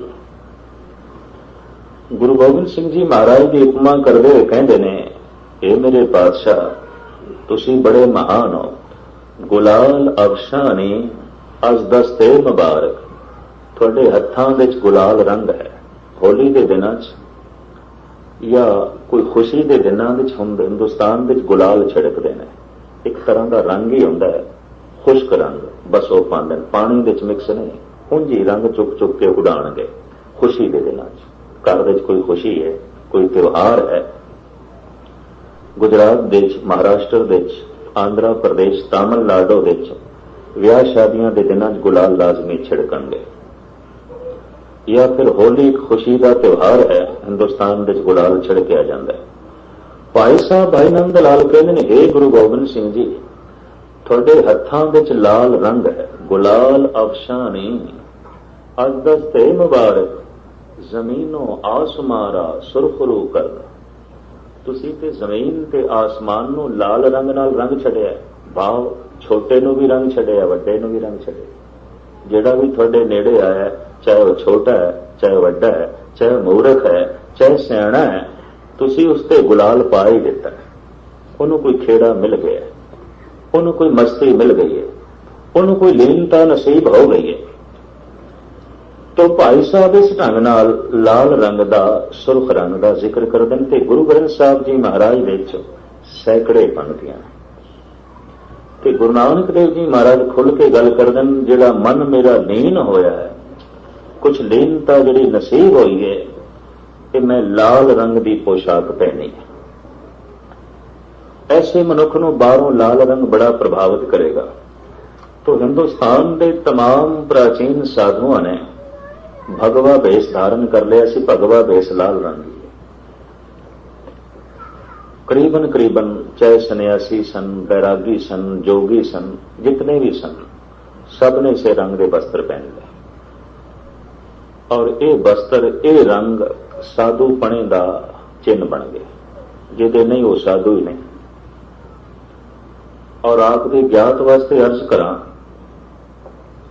ਕਿ ਜਦ ਯੋਗੀਆਂ ਕੋਲ ਮੇਰੇ ਪਾਤਸ਼ਾਹ ਗਏ ਤੇ ਸਤਿਗੁਰੂ ਨੂੰ ਇਹ ਪਤਾ ਸੀ ਕਿ ਬਿਨਾਂ ਭਗਵੇ ਰੰਗ ਤੋਂ ਇਹਨਾਂ ਨੇ ਉਪਦੇਸ਼ ਨਹੀਂ ਸੁਣਨਾ, ਕਿਉਂਕਿ ਇਹਨਾਂ ਨੇ ਕਸਮ ਚੁੱਕੀ ਹੈ, ਪ੍ਰਣ ਕੀਤਾ ਹੈ ਕਿ ਉਪਦੇਸ਼ ਸਿਰਫ ਸਾਧੂ ਸਾਨੂੰ ਦੇ ਸਕਦਾ ਹੈ, ਸੰਸਾਰੀ ਨਹੀਂ ਦੇ ਸਕਦਾ। ਤਾਂ ਮਹਾਰਾਜ ਨੇ ਭਗਵੇ ਕੱਪੜੇ ਪਹਿਨ ਲਏ। ਸਿੱਧ ਗੋਸ਼ਟ ਦੇ ਵਿੱਚ ਉਸ ਦਾ ਜ਼ਿਕਰ ਹੈ ਗੁਰੂ ਗ੍ਰੰਥ ਸਾਹਿਬ ਜੀ ਮਹਾਰਾਜ ਦੀ ਬਾਣੀ ਵਿੱਚ। ਜੋਗੀ ਪੁੱਛਦੇ ਨੇ ਗੁਰੂ ਨਾਨਕ ਨੂੰ, ਕਿਸ ਕਾਰਨ ਗ੍ਰਹਿ ਤਜਿਓ ਉਦਾਸੀ, ਕਿਸ ਕਾਰਨ ਇਹੋ ਭੇਖ ਨਿਵਾਸੀ, ਕਿਸ ਵਖਰ ਕੇ ਤੁਮ ਮਨ ਜਾਰੇ, ਕਿਉਂ ਕਰ ਸਾਥ ਲੰਘਾਓ ਪਾਰੇ। ਐ ਗੁਰੂ ਨਾਨਕ, ਸੁਣਿਆ ਤੁਸੀਂ ਗ੍ਰਸਤੀ ਹੋ, ਪਰ ਉਦਾਸੀ ਕਿਉਂ ਬਣ ਗਏ? ਘਰ-ਬਾਰ ਛੱਡ ਕੇ ਥਾਂ-ਥਾਂ ਤੇ ਕਿਉਂ ਭਰਮਦੇ ਫਿਰਦੇ? ਤੇ ਕਿਸ ਕਾਰਨ ਇਹੋ ਭੇਖ ਨਿਵਾਸੀ, ਤੇ ਗ੍ਰਸਤੀਆਂ ਵਾਲੇ ਕੱਪੜੇ ਛੱਡ ਕੇ ਸਾਧੂਆਂ ਵਾਲੇ ਕੱਪੜੇ ਕਿਉਂ ਪਹਿਨ ਲੈਣ? ਭਗਵਾ ਭੇਸ ਕਿਉਂ ਧਾਰਨ ਕਰ ਲਏ? ਸਭ ਤੇ ਕਹਿੰਦੇ ਨੇ, ਗੁਰਮੁਖ ਖੋਜਤ ਭੈ ਉਦਾਸੀ, ਦਰਸ਼ਨ ਕੇ ਤਾਈ ਭੇਖ ਨਿਵਾਸੀ, ਸਾਚ ਵਖਰ ਕੇ ਹਮ ਵਣ ਜਾਰੇ, ਨਾਨਕ ਗੁਰਮੁਖ ਉਤਰਸ ਪਾਰੇ। ਕਦੀ ਸਿੱਧ ਗੋਸ਼ਟ ਪੜੋਗੇ, ਇੱਕ ਸਵਾਲ ਹੈ, ਇੱਕ ਜਵਾਬ ਹੈ, ਇੱਕ ਸਵਾਲ ਹੈ, ਇੱਕ ਜਵਾਬ ਹੈ। ਸਾਰੀ ਸਿੱਧ ਗੋਸ਼ਟ ਇਸ ਤਰ੍ਹਾਂ ਹੀ ਚੱਲਦੀ। ਯੋਗੀ ਇੱਕ ਸਵਾਲ ਕਰਦੇ ਨੇ, ਗੁਰੂ ਨਾਨਕ ਜਵਾਬ ਦਿੰਦੇ ਨੇ, ਫਿਰ ਯੋਗੀ ਸਵਾਲ ਕਰਦੇ ਨੇ, ਸਤਿਗੁਰ ਜਵਾਬ ਦਿੰਦੇ ਨੇ। ਸਿੱਧ ਗੋਸ਼ਟ ਦੀ ਬਾਣੀ ਸਵਾਲ ਜਵਾਬ ਦੀ ਬਾਣੀ। ਸਿਮਰਨ ਕਰਦਿਆਂ ਥੋੜਾ ਜਿਹਾ ਵੀ ਕਿਸੇ ਨੂੰ ਆਤਮਿਕ ਅਨੁਭਵ ਹੋ ਜਾਏ, ਉਹ ਇਸ ਬਾਣੀ ਤੋਂ ਕੁਰਬਾਨ ਜਾਏਗਾ। ਕਿਉਂਕਿ ਸਿੱਧਾਂ ਨੇ, ਯੋਗੀਆਂ ਨੇ ਸਵਾਲ ਮਾਮੂਲੀ ਨਹੀਂ ਕੀਤੇ, ਬੜੇ ਕੀਮਤੀ ਕੀਤੇ ਨੇ। ਆਖਿਰ ਸੰਸਾਰ ਤੋਂ ਇੱਕ ਪਾਸੇ ਰਹਿੰਦੇ ਸਨ, ਕੁਝ ਤੇ ਸਾਧਨਾ ਸੀ, ਕੁਝ ਉਹਨਾਂ ਨੂੰ ਆਪਣੇ ਮਨ ਪੜਨ ਦੀ ਜਾਂਚ ਆ ਗਈ ਸੀ। ਇਸ ਵਾਸਤੇ ਗੁਰੂ ਨਾਨਕ ਦੇ ਤੇ ਉਹ ਆਮ ਸਵਾਲ ਨਹੀਂ ਕਰਦੇ, ਬਹੁਤ ਵੱਡੇ ਵੱਡੇ ਸਵਾਲ ਕਰਦੇ। ਔਰ ਉਹਨਾਂ ਸਵਾਲਾਂ ਵਿੱਚ ਬਹੁਤ ਵੱਡੀ ਗੱਲ ਹੈ। ਸਾਹਿਬ ਕਹਿੰਦੇ ਨੇ, ਅਸੀਂ ਗੁਰਮੁਖਾਂ ਨੂੰ ਖੋਜਦੇ ਹੋਏ ਤੇ ਪ੍ਰਮਾਤਮਾ ਨੂੰ ਖੋਜਦੇ ਹੋਏ ਸੰਸਾਰ ਤੋਂ ਉਦਾਸੀ ਹੋ ਗਏ। ਦਰਸ਼ਨ ਕੇ ਤਾਈ ਭੇਖ ਨਿਵਾਸੀ, ਤੇ ਤੁਹਾਡੇ ਵਰਗੇ ਸਾਧ ਜਨਾਂ ਦੇ, ਗੁਰਮੁਖਾਂ ਦੇ ਦਰਸ਼ਨ ਕਰਨ ਵਾਸਤੇ ਭੇਖ ਧਾਰਨ ਕਰ ਲਏ। ਨਿਰਮਾਣਤਾ ਦੀ ਮੂਰਤੀ, ਉਂਝ ਲੋੜ ਨਹੀਂ ਸੀ। ਇਹਨੂੰ ਕਹਿੰਦੇ ਦਹਿਲੀ ਦੀ ਗੱਲ ਇੱਕ ਹੈ, ਪਰ ਉਹਦੇ ਭਾਵ ਦੋ। ਉਹਦੇ ਅਰਥ ਦੋ ਹੋਵਣ। ਵੀ ਸਿਰਫ ਤੁਹਾਡੇ ਵਾਸਤੇ ਇਹ ਭੇਖ ਧਾਰਨ ਕੀਤਾ ਦੀ ਲੋੜ ਨਹੀਂ, ਇਸ਼ਾਰਾ ਸਿਰਫ ਤੁਹਾਡੇ ਦਰਸ਼ਨਾਂ ਵਾਸਤੇ। ਕਿਉਂਕਿ ਯੋਗੀਆਂ ਦਾ ਪ੍ਰਣ ਸੀ ਵੀ ਜਿਹਨੇ ਭਗਵਾ ਭੇਸ ਨਹੀਂ ਪਹਿਨਿਆ ਉਹ ਸਾਨੂੰ ਉਪਦੇਸ਼ ਨਹੀਂ ਕਰ ਸਕਦਾ। ਮੱਕੇ ਦੇ ਇਮਾਮ ਔਰ ਉੱਥੋਂ ਦੇ ਮਜੌਰ, ਉਹਨਾਂ ਦਾ ਪ੍ਰਣ ਸੀ ਕਿ ਜਿਹਦਾ ਸੂਫੀਆਨਾ ਲਿਬਾਸ ਨਹੀਂ ਹੈ ਫਕੀਰਾਂ ਵਾਲਾ, ਉਹ ਸਾਨੂੰ ਉਪਦੇਸ਼ ਨਹੀਂ ਕਰ ਸਕਦਾ, ਉਹ ਸਾਨੂੰ ਸਿੱਖਿਆ ਦੀਕਸ਼ਾ ਨਹੀਂ ਦੇ ਸਕਦਾ। ਗੁਰੂ ਨਾਨਕ ਨੇ ਉਹੀ ਬਾਣਾ ਪਹਿਨ ਲਿਆ। ਭਾਈ ਗੁਰਦਾਸ ਜੀ ਜ਼ਿਕਰ ਕਰਦੇ ਨੇ, ਆਸਾ ਹੱਥ ਕਿਤਾਬ ਕੱਛ ਕੂਜ਼ਾ ਬਾਂਹ ਮੁਸੱਲਾਦਾਰੀ। ਇਹ ਸਤਿਗੁਰ ਦਾ ਵੇਖ ਸੀ। ਹੱਥ 'ਚ ਕੂਜ਼ਾ ਵੀ ਹੈ, ਮੁਸੱਲਾ ਵੀ ਹੈ, ਤਸਬੀਹ ਵੀ ਹੈ, ਬਗਲ ਵਿੱਚ ਕਿਤਾਬ ਵੀ ਹੈ। ਹਾਜੀ ਲੋਕ ਇਮਾਮ ਮਜੌਰ ਕਿਤਾਬ ਰੱਖਦੇ ਨੇ ਕੁਰਾਨ ਸ਼ਰੀਫ। ਹੁਣ ਇਹ ਕਿਤਾਬ ਕੀ ਸੀ? ਇਹ ਕਿਤਾਬ ਹੋਈ ਸੀ ਜਿੱਥੇ ਸਤਿਗੁਰ ਨੂੰ ਇਲਹਾਮ ਹੁੰਦਾ ਸੀ, ਬਾਣੀ ਦਾ ਨੋਟ ਕਰ ਲੈਂਦੇ ਸਨ, ਲਿਖ ਲੈਂਦੇ ਸਨ। ਗੁਰੂ ਨਾਨਕ ਨੇ ਆਪਣੀ ਬਾਣੀ ਆਪ ਲਿਖੀ ਹੈ। ਉਸ ਪਹਿਲੀ ਪੋਥੀ ਦਾ ਨਾਂ ਹੈ ਪੋਥੀ ਸਾਹਿਬ, ਅਜੇ ਵੀ ਮੌਜੂਦ ਹੈ ਸੋਢੀ ਬੰਸ ਦੇ ਕੋਲ। ਆਪਣੀ ਬਾਣੀ ਗੁਰੂ ਨਾਨਕ ਨੇ ਆਪ ਲਿਖੀ। ਜਿੱਥੇ ਵੀ ਬਾਣੀ ਉਤਰਦੀ ਸੀ, ਇਲਹਾਮ ਹੁੰਦਾ ਸੀ, ਸਤਿਗੁਰੂ ਆਪ ਲਿਖ ਲੈਂਦੇ ਸੀ। ਖੈਰ, ਮੁਖਤਸਰ ਕਰੀਏ, ਉਧਰ ਉਦਾਸੀਆਂ ਦਾ ਬਾਣਾ ਪਹਿਨ ਲਿਆ, ਇਧਰ ਸੂਫੀਆਂ ਦਾ ਬਾਣਾ ਪਹਿਨ ਲਿਆ। ਆਏ ਕਰਤਾਰਪੁਰ ਦੇ ਵਿੱਚ ਲੱਗੇ ਖੇਤੀਬਾੜੀ ਕਰਨ। ਭਾਈ ਸਾਹਿਬ ਭਾਈ ਗੁਰਦਾਸ ਜੀ ਲਿਖਦੇ ਨੇ, ਬਾਬਾ ਆਇਆ ਕਰਤਾਰਪੁਰ ਭੇਖ ਉਦਾਸੀ ਸਗਲ ਉਤਾਰ, ਪੈਰ ਸੰਸਾਰੀ ਕਪੜੇ ਮੰਜੀ ਬੈਠ ਕੀਆ ਅਵਤਾਰ। ਗ੍ਰਸਤੀਆਂ ਵਾਲੇ ਕੱਪੜੇ ਪਾ ਲਏ, ਸੂਫੀਆਂ ਵਾਲੇ ਚੁੱਕ ਕੇ ਪਰੇ ਸੁੱਟੇ, ਉਦਾਸੀਆਂ ਵਾਲੇ ਚੁੱਕ ਕੇ ਪਰੇ ਸੁੱਟੇ। ਹੁਣ ਗ੍ਰਸਤੀਆਂ ਨੂੰ ਉਪਦੇਸ਼ ਕਰਨਾ, ਹੁਣ ਗ੍ਰਸਤੀਆਂ ਨੂੰ ਸਮਝਾਉਣਾ। ਕੋਈ ਲੋੜ ਨਹੀਂ ਮੈਨੂੰ ਭਗਵੇ ਦੇਖਦੀ, ਕੋਈ ਲੋੜ ਨਹੀਂ ਮੈਨੂੰ ਸੂਫੀਆਂ ਵਾਲੇ ਕੱਪੜੇ ਪਹਿਨਣ ਦੀ। ਸੂਫੀਆਂ ਦੇ ਕੱਪੜੇ ਪਹਿਨ ਕੇ ਹਾਜੀਆਂ ਨੂੰ ਦੱਸ ਦਿੱਤਾ ਸੱਚ ਕੀ ਹੈ, ਤੇ ਭਗਵਾ ਭੇਸ ਪਹਿਨ ਕੇ ਯੋਗੀਆਂ ਨੂੰ ਦੱਸ ਦਿੱਤਾ ਅਸਲੀਅਤ ਕੀ ਹੈ। ਅਗਰ ਅੰਦਰੋਂ ਮਨ ਰੰਗਿਆ ਨਹੀਂ ਗਿਆ, ਰੱਤਾ ਨਹੀਂ, ਤੇ ਬਾਲੋ ਲਾਲ ਰੰਗ ਦੀ ਪੁਸ਼ਾਕ ਪਹਿਨ ਲਈ, ਪਖੰਡ, ਝੂਠ ਹੈ। ਔਰ ਮੈਂ ਇਤਨੀ ਅਰਜ਼ ਕਰਦੇ ਹਾਂ, ਕੱਪੜਿਆਂ ਦਾ ਜੋ ਰੰਗ ਹੈ, ਅਗਰ ਕੋਈ ਪ੍ਰਭਾਵਿਤ ਅੰਦਰੋਂ ਹੋਇਆ ਹੈ ਮਨੁੱਖ ਉਸ ਰੰਗ ਤੋਂ ਔਰ ਬਣਿਆ, ਤਾਂ ਤੇ ਗੱਲ ਠੀਕ, ਉਹ ਪਖੰਡ ਨਹੀਂ ਕਰਦਾ। ਪਰ ਅੰਦਰ ਕੋਈ ਗੱਲ ਨਹੀਂ ਹੈ ਤੇ ਬਾਹਰੋਂ ਉਹ ਜਾਮਾ ਪਹਿਨ ਲਿਆ, ਜਿਹੜਾ ਜਾਮਾ ਸਾਧੂਆਂ ਦਾ ਹੋਵੇ, ਸੰਤਾਂ ਦਾ ਹੋਵੇ, ਮਹਾਂਪੁਰਸ਼ਾਂ ਦਾ ਹੋਵੇ, ਉਹ ਪਖੰਡ ਹੈ। ਰੱਤਾ ਪਹਿਨਣ ਮਨ ਰੱਤਾ। ਸੈਵਕ ਨੇ ਜਿਹੜਾ ਸਾਡਾ ਮਨ ਪ੍ਰਭੂ ਦੇ ਵਿੱਚ ਲੀਨ ਹੋਣ ਲੱਗਾ ਹੈ, ਰੱਤਾ ਗਿਆ, ਇਹ ਅਸੀਂ ਲਾਲ ਰੰਗ ਦੀ ਪੁਸ਼ਾਕ ਪਹਿਨੀ ਹੈ ਤੇ ਬੜਾ ਜ਼ਿਕਰ ਹੈ, ਲਾਲ ਗੁਲਾਲ ਗਹਿਬਰਾ ਸੱਚਾ ਰੰਗ ਚੜਾ। ਐ ਬੰਦੇ ਇਸ ਲਾਲ ਰੰਗ ਨੂੰ ਚੜਾ, ਤੇ ਜਿਹਨੂੰ ਚੜ ਜਾਂਦਾ ਹੈ, ਗੁਰੂ ਅਰਜਨ ਦੇਵ ਜੀ ਕਹਿੰਦੇ ਤੇ ਬੜਾ ਖੁਸ਼ਕਿਸਮਤ ਹੈ। ਲਾਲ ਰੰਗ ਇਸਕੋ ਲਗਾ ਜਿਸਕੇ ਵਡ ਭਾਗਾ। ਇਸ ਲਾਲ ਰੰਗ ਨੂੰ ਰਾਮ ਦਾ ਰੰਗ ਵੀ ਕਿਹਾ ਗੁਰੂ ਅਰਜਨ ਦੇਵ ਜੀ ਮਹਾਰਾਜ ਨੇ। ਰਾਮ ਰੰਗ ਕਦੇ ਉਦਰ ਨਾ ਜਾਏ, ਗੁਰੂ ਪੂਰਾ ਜਿਸ ਦੇ ਬੁਝਾਏ। ਸੁੱਤੇ ਦੀ ਸਤਦਾਨ, ਸਤਦਾਨ ਪਰਉਪਕਾਰੀ ਬਿਰਤੀ ਤੇ ਉੱਚਾ ਇਖਲਾਕ, ਸੁਲਾਪਨ ਬਿਰਤੀ, ਸੇਵਾ ਵਾਲੀ ਬਿਰਤੀ। ਇਹ ਜਦ ਸਿਮਰਨ ਕਰਦਿਆਂ ਕਰਦਿਆਂ ਅੰਦਰ ਪੈਦਾ ਹੋ ਜਾਏ ਸੁੱਤੇ ਦੀ, ਸਾਹਿਬ ਕਹਿੰਦੇ ਨੇ ਉਸ ਦੇ ਅੰਦਰ ਸਫੈਦ ਰੰਗ ਦੀ ਧਾਰੀ ਬਣੇਗੀ। ਪਰ ਐਸਾ ਬੰਦਾ ਚਿੱਟੇ ਰੰਗ ਤੋਂ ਬਹੁਤਾ ਪ੍ਰਭਾਵਿਤ ਹੋਵੇਗਾ। ਨਾਮ ਜਪਦਿਆਂ ਜਪਦਿਆਂ ਹੁਣ ਪਹਿਲੀ ਅੰਦਰ ਕਿਹੜੀ ਕਿਰਨ ਜਾਗਦੀ ਹੈ, ਇਹਦਾ ਕੋਈ ਪਤਾ ਨਹੀਂ। ਹੋ ਸਕਦਾ ਪਹਿਲੇ ਉੱਚਾ ਇਖਲਾਕ ਹੀ ਪੈਦਾ ਹੋਵੇ, ਪਰਉਪਕਾਰੀ ਬਿਰਤੀ ਦਾ ਜਨਮ ਹੋ ਜਾਏ। ਅਗਰ ਐਸਾ ਹੋ ਗਿਆ तो फिर चिट्टे रंग की धारी बन जाएगी, और ऐसा बंदा चिट्टे रंग तो प्रभावित होगा। और हिंदुस्तान के बेशतर इस तरह के परोपकारी बंदियां ने चिट्टे रंग के कपड़े पा ले। चिट्टा रंग सुलह का रंग मन लिया गया, अमन का। सुप्पे दी सतदान, उच्चा इखलाक, सुलह कुन बिरती, परोपकारी बिरती, ये साडा चिट्टा रंग है। और अज भी सुलह का रंग चिट्टा ही है, अमन का रंग चिट्टा ही है। किधरे जंग हो रही होवे ते उहनूं रोकना है, चिट्टा ही झंडा खड़ा किया जाता, सफेद, सुलह अमन, वक्ती तौर पर रुको। साहिब कहते ने सिमरन करदियां करदियां जिस मनुख के अंदर परोपकार की भावना जागेगी, सेवा दे नाल नाल उसके अंदर ये कला भी चलेगी, सुते भी सतनाम उच्चा इखलाक, तो शायद कहते अंदर चिट्टा रंग बन जाएगा।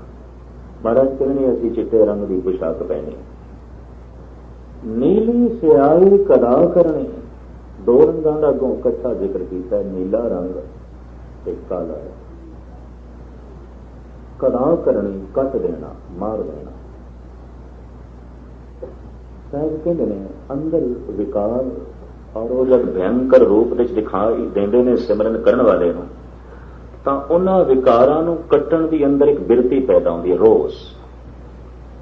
और जिस वक्त रोस पैदा होता है, अंदर काले रंग की धारी बनती है। ऐसा बंदा काले रंग के कपड़िਆਂ तो बहुत प्रभावित होगा। समुचे इस्लाम के सूफी फकीरां ने काला बाणा पहन लिया सी, असीं विकारां नाल सहमत नहीं।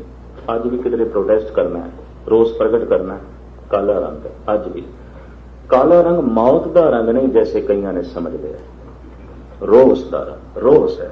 रोस का मतलब है सानू तू कबूल नहीं, सानू तू प्रवान नहीं, असी नहीं प्रवान करते, असी नहीं कबूल करते।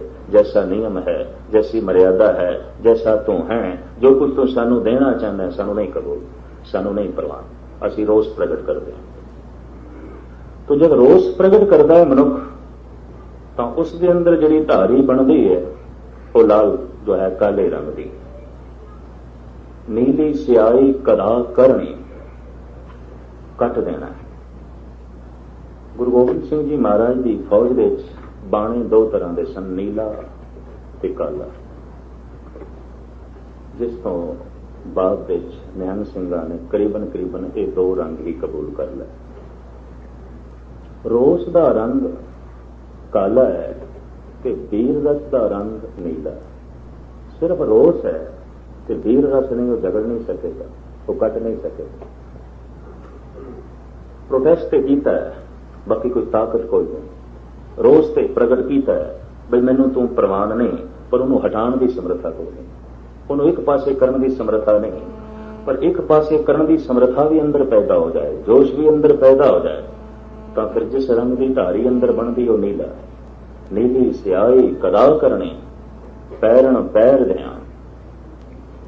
विकारां प्रति जो रोस है कि असी काला रंग पहने, ते इन्हां नूं जिहड़ा कट दिता है कि असी नीला रंग पहने। और कुदरती गल है, जब बंदा वीर रस्ते चाहुंदा है, ਉਹਦੇ अंदर जिहड़ी धारी बनती है नीले रंग की बनती है।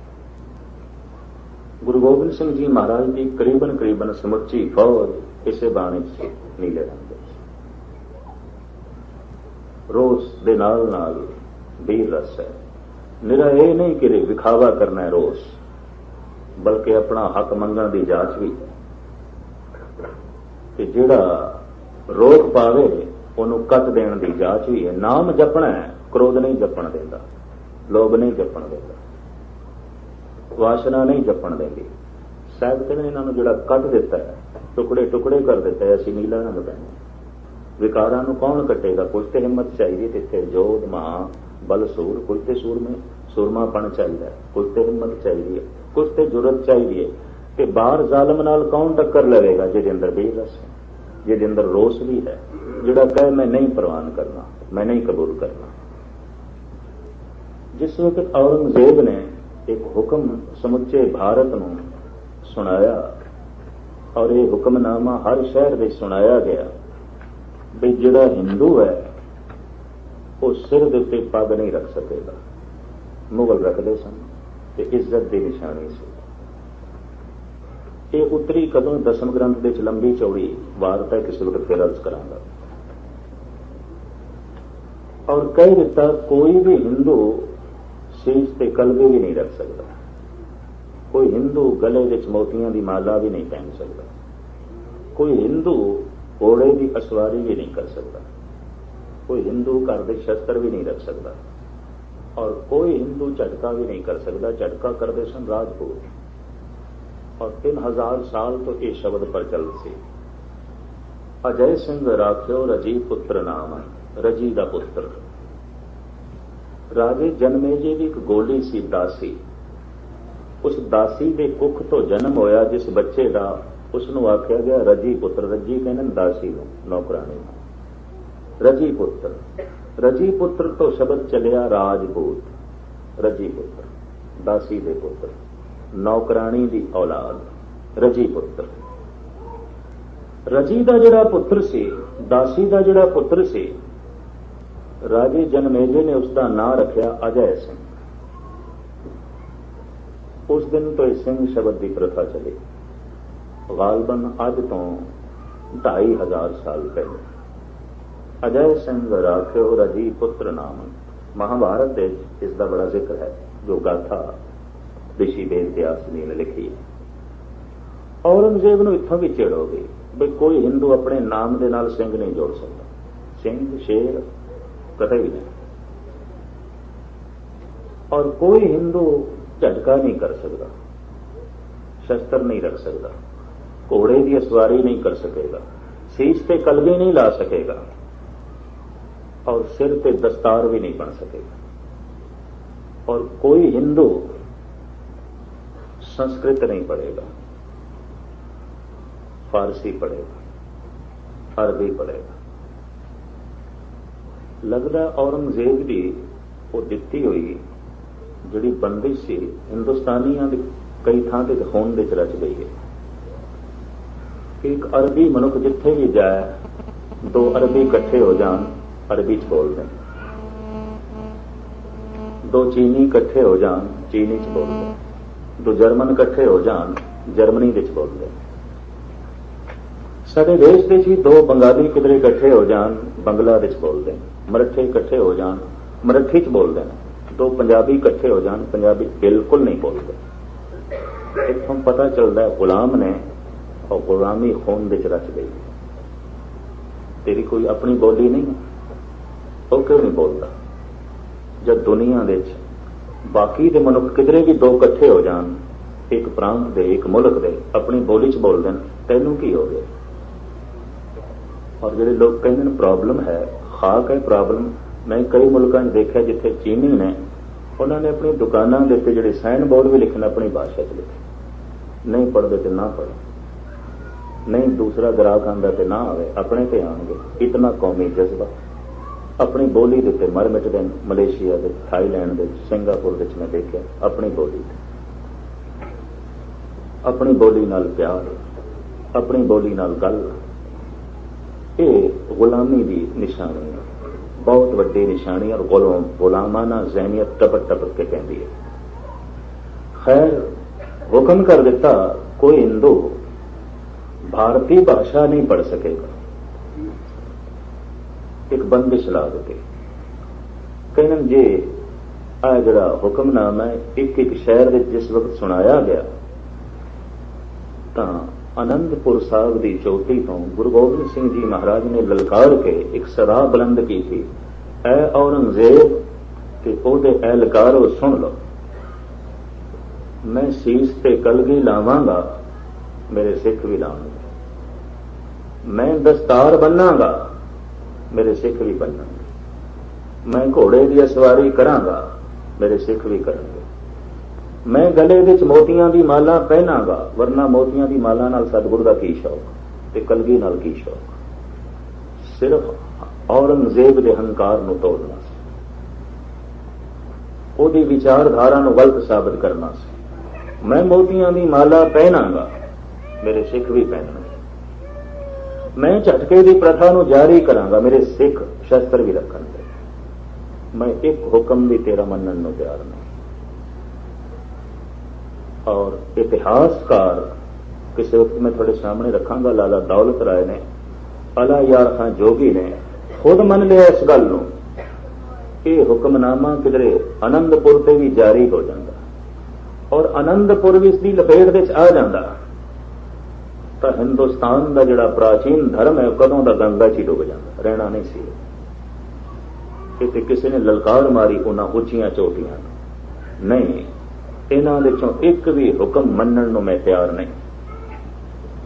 मैनू रोस है इस हुक्म ते मेरा रोस नहीं, जिथे जिथे हुक्म लागू होगा इस हुक्म नूं मैं कटांगा। तो वीर रसवी तलवार लेके अगों आ गए बादशाह। बला चाड़ गई दरमिया आमदम, बतद बीरो तीरो तो फंग आमदम। ऐ औरंगजेब ਤੂੰ ਮੈਨੂੰ ਮਜਬੂਰ ਕਰ ਦਿੱਤਾ ਹੈ, ਮੈਂ ਹੁਣ ਸ਼ਸਤਰ ਲੈ ਕੇ ਅੱਗੇ ਆਵਾਂ ਔਰ ਇਹ ਮੈਂ ਨਹੀਂ ਚੱਲਣ ਦਿਆਂਗਾ। ਜਦ ਇਸ ਤਰ੍ਹਾਂ ਦੀ ਹਾਲਤ ਮਨ ਦੀ ਬਣੇ ਤਾਂ ਫਿਰ ਅੰਦਰ ਕਾਲੇ ਰੰਗ ਦੀ ਧਾਰੀ ਬਣਦੀ ਹੈ, ਨੀਲੇ ਰੰਗ ਦੀ ਧਾਰੀ ਬਣਦੀ ਹੈ। ਐਸਾ ਮਨੁੱਖ ਬਾਹਰੋਂ ਨੀਲੇ ਰੰਗ ਤੋਂ ਬਹੁਤ ਪ੍ਰਭਾਵਿਤ ਹੋਵੇਗਾ, ਕਾਲੇ ਰੰਗ ਤੋਂ ਬਹੁਤ ਪ੍ਰਭਾਵਿਤ ਹੋਵੇਗਾ। ਇਸ ਚੱਕਰ 'ਚ ਕਦੀ ਨਾ ਪੈਣਾ ਕਿ ਕਾਲਾ ਰੰਗ ਕੋਈ ਮੌਤ ਦਾ ਰੰਗ ਹੈ, ਇਸ ਚੱਕਰ 'ਚ ਨਾ ਹੋਵੇ। ਸ਼੍ਰੋਮਣੀ ਕਮੇਟੀ, ਦਿੱਲੀ ਕਮੇਟੀ ਨੇ ਹੁਕਮ ਕਰ ਦਿੱਤਾ ਹੈ ਕਿ ਜਿਸ ਦੇ ਦਸਤਾਰ ਕਾਲੇ ਰੰਗ ਦੀ ਨਹੀਂ ਹੈ ਉਹ ਗੁਰੂ ਦੀ ਸਟੇਜ ਤੇ ਕੀਰਤਨ ਨਹੀਂ ਕਰ ਸਕਦਾ। ਸੀਸਗੰਜ ਔਰ ਦਰਬਾਰ ਸਾਹਿਬ ਉਹਨਾਂ ਨੇ ਹੁਕਮ ਕਰ ਦਿੱਤਾ, ਦੂਸਰੇ ਰੰਗ ਦੇ ਕੱਪੜੇ ਨੇ ਕੀਰਤਨ ਨਹੀਂ ਕਰ ਸਕਦਾ। ਔਰ ਇਹ ਹੁਕਮ ਬੜਾ ਸਖਤੀ ਨਾਲ ਲਾਗੂ ਕੀਤਾ। 2-4 ਰਾਗੀਆਂ ਨੇ ਕਹਿ ਦਿੱਤਾ ਸੀ ਵੀ ਅਸੀਂ ਨਹੀਂ ਬਣ ਸਕਦੇ, ਉਹਨਾਂ ਨੂੰ ਕਹਿ ਦਿੱਤਾ ਅਸਤੀਫਾ ਦੇ ਦਿਓ, ਕੀਰਤਨ ਹੋਵੇਗਾ ਇਸੇ ਰੰਗ ਵਿੱਚ ਹੋਵੇਗਾ। ਔਰ ਕੁਝ ਭਾਈ ਕਾਨ ਸਿੰਘ ਜੀ ਤਵਾਰੀਖੀ ਸਬੂਤ ਮੁਹੱਈਆ ਕੀਤੇ ਗਏ ਕਿ ਸਾਹਿਬ ਗੁਰੂ ਗੋਬਿੰਦ ਸਿੰਘ ਜੀ ਮਹਾਰਾਜ ਦੇ ਨਾਲ ਜਿਹੜੇ ਰਾਗੀ ਸਨ, ਅਕਸਰ ਥਾਂ ਥਾਂ ਤੇ ਕੀਰਤਨ ਕਰਦੇ ਸਨ, ਉਹ ਕਿਧਰੇ ਆਮ ਸੰਗੀਤਕਾਰ ਨਹੀਂ ਸਨ। ਉਹਨਾਂ ਦੇ ਅੰਦਰ ਨੀਲੇ ਰੰਗ ਦੀ ਧਾਰੀ ਸੀ, ਕਾਲੇ ਰੰਗ ਦੀ ਧਾਰੀ ਵੀ ਸੀ, ਜੋਸ਼ ਵੀ ਸੀ, ਹੋਸ਼ ਵੀ ਸੀ। ਨੀਲੀ ਸਿਆਹੀ ਕਦਾ ਕਰਨੀ ਪੈਰਣ ਪੈਰ ਧਿਆਨ। ਸਾਹਿਬ ਕਹਿੰਦੇ ਮੈਂ ਕਾਲੇ ਰੰਗ ਦੇ ਕੱਪੜੇ ਵੀ ਪਹਿਨ ਲੈ। ਹੁਣ ਅੰਦਰ ਰੋਸ ਨਹੀਂ ਤੇ ਅੰਦਰ ਵੀਰ ਰਸ ਨਹੀਂ ਤੇ ਬਾਹਰੋਂ ਬੰਦਾ ਕਾਲਾ ਰੰਗ ਪਹਿਨ ਲਵੇ ਜ਼ਰੂਰ ਪਖੰਡ ਹੈ, ਫਿਰ ਪਖੰਡ ਹੈ। ਕੋਈ ਰੋਸ ਹੀ ਨਹੀਂ, ਕਬੂਲ ਕਰ ਲੈਣਾ ਜਿਹੜਾ ਅਨਰਥ ਹੈ ਤੂੰ ਉਹਨੂੰ ਕਬੂਲ ਕਰੀ ਜਾਣਾ। ਗੁਰਦੁਆਰੇ ਜਿਹੜਾ ਅਨਰਥ ਹੋਵੇ ਉਹਨੂੰ ਗ੍ਰੰਥੀ ਕਬੂਲ ਕਰ ਲਵੇ। ਗੁਰਦੁਆਰੇ ਜਿਹੜਾ ਅਨਰਥ ਹੋਵੇ ਉਹਨੂੰ ਕੋਈ ਧਾਰ ਗ੍ਰੰਥੀ ਕਬੂਲ ਕਰ ਲਵੇ। ਗੁਰਦੁਆਰੇ ਜਿਹੜਾ ਅਨਰਥ ਹੋਵੇ ਉਹਨੂੰ ਕੋਈ ਧਾਰਮਿਕ ਪ੍ਰਚਾਰਕ ਕਬੂਲ ਕਰ ਲਵੇ। ਔਰ ਗੁਰਦੁਆਰੇ ਜਿਹੜਾ ਅਨਰਥ ਹੋਵੇ ਉਹਨੂੰ ਪ੍ਰਬੰਧਕ ਵੀ ਕਬੂਲ ਕਰ ਲੈਣ। ਮੁਰਦਾ ਨੇ, ਮਰੇ ਹੋਏ, ਕੁਝ ਵੀ ਨਹੀਂ, ਨਾ ਕਾਲਾ ਰੰਗ ਹੈ ਨਾ ਨੀਲਾ ਰੰਗ, ਮੁਰਦੇ ਨੇ। ਤੇ ਮੁਰਦਿਆਂ ਨੇ ਸੁੱਤਿਆਂ ਨੂੰ ਕੀ ਜਗਾਣਾ ਜਿਹੜੇ ਆਪ ਹੀ ਮੁਰਦਾ ਨੇ, ਬਿਲਕੁਲ ਹੀ ਮਰ ਗਏ। ਹੁਫਤਾਰਾ ਹੁਫਤਾ ਕਿ ਕੁਨਦ ਬਿਦਾ। ਹਾਫਿਜ਼ ਦਾ ਕਹਿਣਾ ਹੈ ਕਿਸੇ ਸੁੱਤੇ ਨੂੰ ਜਗਾਉਣ ਵਾਸਤੇ ਜਾਗਿਆ ਹੋਇਆ ਮਨੁੱਖ ਚਾਹੀਦਾ। ਹੁਫਤਾਰਾ ਹੁਫਤਾ ਕਿ ਕੁਨਦ ਬਿਦਾ, ਜੋ ਸੁੱਤਾ ਹੋਇਆ ਸੁੱਤੇ ਨੂੰ ਕਿਸ ਤਰ੍ਹਾਂ ਜਗਾਏਗਾ? ਸੁੱਤੇ ਨੂੰ ਜਗਾਉਣ ਵਾਸਤੇ ਜਾਗਿਆ ਹੋਇਆ ਮਨੁੱਖ ਚਾਹੀਦਾ। ਤੇ ਹਾਫਿਜ਼ ਨੂੰ ਕਹਿ ਦਈਏ ਸੁੱਤੇ ਦੀ ਤੇ ਗੱਲ ਛੱਡੋ, ਜਿਹੜਾ ਮੁਰਦਾ ਹੋਵੇ ਉਹ ਕੀ ਜਗਾਏਗਾ? ਤਾਂ ਮੈਂ ਘੁੰਮ ਫਿਰ ਕੇ ਦੇਖਿਆ ਕਈ ਸੁੱਤੇ ਨਹੀਂ, ਮੁਰਦੇ ਹੀ ਨੇ, ਮਰ ਗਏ। ਕੀ ਖਾਕ ਜਗਾਣਾ? ਮਰ ਗਏ ਬਿਲਕੁਲ। ਕਹਿਣ ਮਾਤਰ ਗੁਰਦੁਆਰਿਆਂ ਦੇ ਪ੍ਰਬੰਧਕ ਮੁਰਦਾ, ਬਿਲਕੁਲ ਮਰ ਗਏ। ਇੱਕ ਲਾਸ਼ ਦੀ ਤਰ੍ਹਾਂ ਨੇ ਤੇ ਮਨਮੁਖਤਾਈ ਦੀ ਬਦਬੂ ਉਹਨਾਂ ਦੇ ਕੋਲੋਂ ਆਉਂਦੀ, ਸੜਾਂ ਦੇ ਕੋਲੋਂ ਆਉਂਦੀ। ਉਂਝ ਗੁਰਦੁਆਰਿਆਂ ਦੇ ਮੁਖੀ, ਉਂਝ ਧਰਮ ਦੇ ਪ੍ਰਚਾਰਕ, ਪਰ ਸੁੱਤੇ ਹੀ ਨਹੀਂ, ਮੁਰਦਾ, ਮਰ ਚੁੱਕੇ, ਬਦਬੂ ਕੋਲ ਆਉਂਦੀ। ਖੁਫਤਾਰਾ ਖੁਫਤਾ ਕਿ ਕੁਨਦ ਬਿਦਾਰ। तो मैं इसका जब अंदर कोई दीर रस नहीं ते अंदर रोस भी नहीं ते बाहरों काला कपड़ा पहन लेना जरूर पखंड है। बाबा फरीद के अंदर बड़ी निर्माणता है, क्योंकि सूफी जितने सन ना, बाबा फरीद वगैरह, हजरत निजामुद्दीन, ख्वाजा मुईनुद्दीन चिश्ती, इस तरह सरमद वगैरह, ये जो चोटी के सूफी संत होए ने ये काले कपड़े पहनते थे। और बाबे फरीद ने इसका हवाला भी दिता, काले मेढे कपड़े काला मेढा वेश गुनही भरिया मैं फिरा लोग कहन दरवेश। मेरे काले कपड़ियां नूं वेख के लोकी दरवेश कहंदे ने, वरना मैं दरवेश नहीं है, मेरे अंदर ते रोस ही नहीं है। हुण जिहड़ा खिड़े मत्थे निंदा नूं कबूल कर लवे, काम नूं कबूल कर लवे, वासना नाल सहमत हो जाए, लोभ नाल सहमत है, हंकार नाल सहमत है, कोई रोस ही नहीं भी ठीक है, ये ते होण नहीं, ते मनुख दी फितरत है, वो ते मर चुका है, ते मुर्दा है, ਉਹਦੇ ਅੰਦਰ ਕੋਈ काले रंग की धारी नहीं बनेगी, रोस ही नहीं है। कि जिस दे अंदर रोस नहीं है उन्हें कटना की है, उन्हें मारना की है, क्योंकि जिस जालिम ते रोस है फिर मनुख उस दे नाल टकरावेगा। ये ਜਿਹੜੇ कई दफा बंदे कहने ना असी जी की करना, असी की लेना जी, कि कोई ऐसा अनर्थ होवे ना, ਜਿਹੜਾ कहने ना असी की लेना, क्षमा करनी फिक्के बंदे ना, अंदर कोई काले रंग की धारी है ना नीले रंग की। जे ਜਿਹੜਾ अनर्थ जहांगीर कर रहा सी ते किधरे गुरु अर्जन देव जी कह देंगे असी की लेना मत्था मार के। ਜਿਹੜਾ अनर्थ बाबर कर रहा सी ते किधरे गुरु नानक कह देंगे असी की लेना जी। ते जो अनर्थ औरंगजेब कर रहा सी ते किधरे गुरु गोबिंद सिंह जी कह देंगे असी की लेना जी, इस काम में असी ते फकीर हां। तो हिंदुस्तान की रूपरेखा कुछ होर होनी सी। ते जिहड़ा इस तरह कह दिंदा असीं की लैणा जी, बुज़दिल है, कायर अंदर कुछ भी नहीं मुड़दा है। जिस दे अंदर कोई गल होंदी तो सामने आंदा है। भगत कभी नहीं झुके जालिम दे अगों, इतनी मैं अर्ज करदा हां। भगत कभी नहीं झुके अनर्थ दे अगों, ते जो अनर्थ दे अगों झुक गए ने, मनमुखताई दे अगों झुक गए ने, उत्थे कुछ भी नहीं मुड़दा। वो सुते भी नहीं, मुड़दा, मर चुके। साहिब गुरु नानक देव जी दी पंक्तियां मैं थोड़े सामने रख रहा। बाबर नाल एवें नहीं मत्था मारिया, ये ठीक है, तलवार बाहरों गुरु नानक ने नहीं पहनी, पर अंदर पूरी तलवार है रोज की, बीर रस की, पूरा टक्कर लैन नूं तैयार ने। बाबर नाल मत्था मारदे ने पूरा, कह दिता बाबर तो बाबर नहीं, जाबर है। और पता शब्द की वरते ने मेरे पातशाह ने, पाप की जंज ले काबलों धाया, जोरी मंगे तान वे ला लो। पापियां की जंज लैके आ गए ते हिंदुस्तान नूं तू ढेता घर समझ लिया, इत्थों की दौलत, इत्थों की असमत तू लुटना चाहना है, तू लाड़ा बन गया है, सिपाही तेरे बराती ने। एक होर भी अर्ज करते हैं, सुभावक गल भी चल पई ते समा भी हो गया। भैड़ी चीज की तशबीह भैड़ी चीज नाल दित्ती जाती है, ते चंगी चीज की तशबीह चंगी नाल दित्ती जाती। कभी ये नहीं आख्या जाता भी कमल का फुल पत्थर वर्गा, ये नहीं आख्या जाता। कभी ये नहीं आख्या जाता कि जो सूरज है यह मसिया की रात है। चंगी चीज की तशबीह चंगे नाल, भैड़े चीज की तशबीह भैड़े नाल। हुण बाबर ते बाबर के सिपाहियों की तशबीह गुरु नानक देव जी जंज नाल देंदे ने, बरात। क्या बरात इतनी भैड़ी है कि बाबर नाल तशबीह दित्ती जाए? एक विचारन वाली गल है। इनू रूपक अलंकार कहते हैं। इस सतगुरु ने एक रूप बनया बरात का, जंज का। तो जो रूपक अलंकार हो, भैड़ी चीज का जो रूप बन के दिखाया जाएगा किसी भैड़ी चीज नाल, ते चंगी चीज का रूप बन के दिखाया जाएगा किसी चंगी चीज नाल, तो बाबर वाकई जे पापी है, जालिम है, दुराचारी है, तो इसका रूप भी कुछ ऐसा बनाना चाहिए सी। सतगुरु ने बरात का रूप बनाया। एक गल विचारन वाली है, सोचने वाली है। साहित्यिक दुनिया च यह सवाल खड़ा हो जाता है, क्या बरात इतनी भैड़ी है? क्या जंज इतनी भैड़ी है? दरअसल हिंदुस्तान की बरात भैड़ी हो गई सी, हिंदुस्तान की जंज भैड़ी हो गई सी। कहावतां इतनियां कठियां हो गई सन बई 100 भूत इकट्ठे करो तो एक प्रेत बनता है, ते 100 प्रेत इकट्ठे करो तो एक बराती बनता है। कोई काबू चाहता इतने गुरुद्वारे च आ जाए, एक बराती भूतां की तरह नचेगा, गुरु के सत्कार नूं भुल जाएगा, गुरु के अदब नूं भुल जाएगा, गुरबाणी नूं भुल जाएगा। जिवें भूत काबू नहीं आउंदे, बराती नहीं काबू आउंदे। तुसीं लक खपदे रहो, कोई रखदे ने नियम गुरुद्वारे च? ऐने भूत की नियम रखणगे? किस तरह काबू च रहणगे? बराती नहीं काबू च रहिंदे। फिर हिंदुस्तान का सिलसिला एक होर खराब हो गया सी। जिहड़ा लाड़ा सी ਉਹਦੇ अंदर एक लुट्टण की बिरती होंदी सी, बई मैं धी ते लैनी है ढेटे घरों, ढेटे घरों में साजो समान भी लेना, दहेज भी लेना, ये भी चाहिए, नहीं मिले तो खोना है। इस वास्ते साहिबा ने उस बाबर की तशबीह हिंदुस्तान दी बरातां नाल दे दी। ये बरात बहुत भैड़ी हो गई, ये लाड़ा बहुत भैड़ा हो गया, ये बराती बहुत भैड़े हो गए। कोई मर्यादा नहीं, कोई नियम नहीं, कोई असूल नहीं।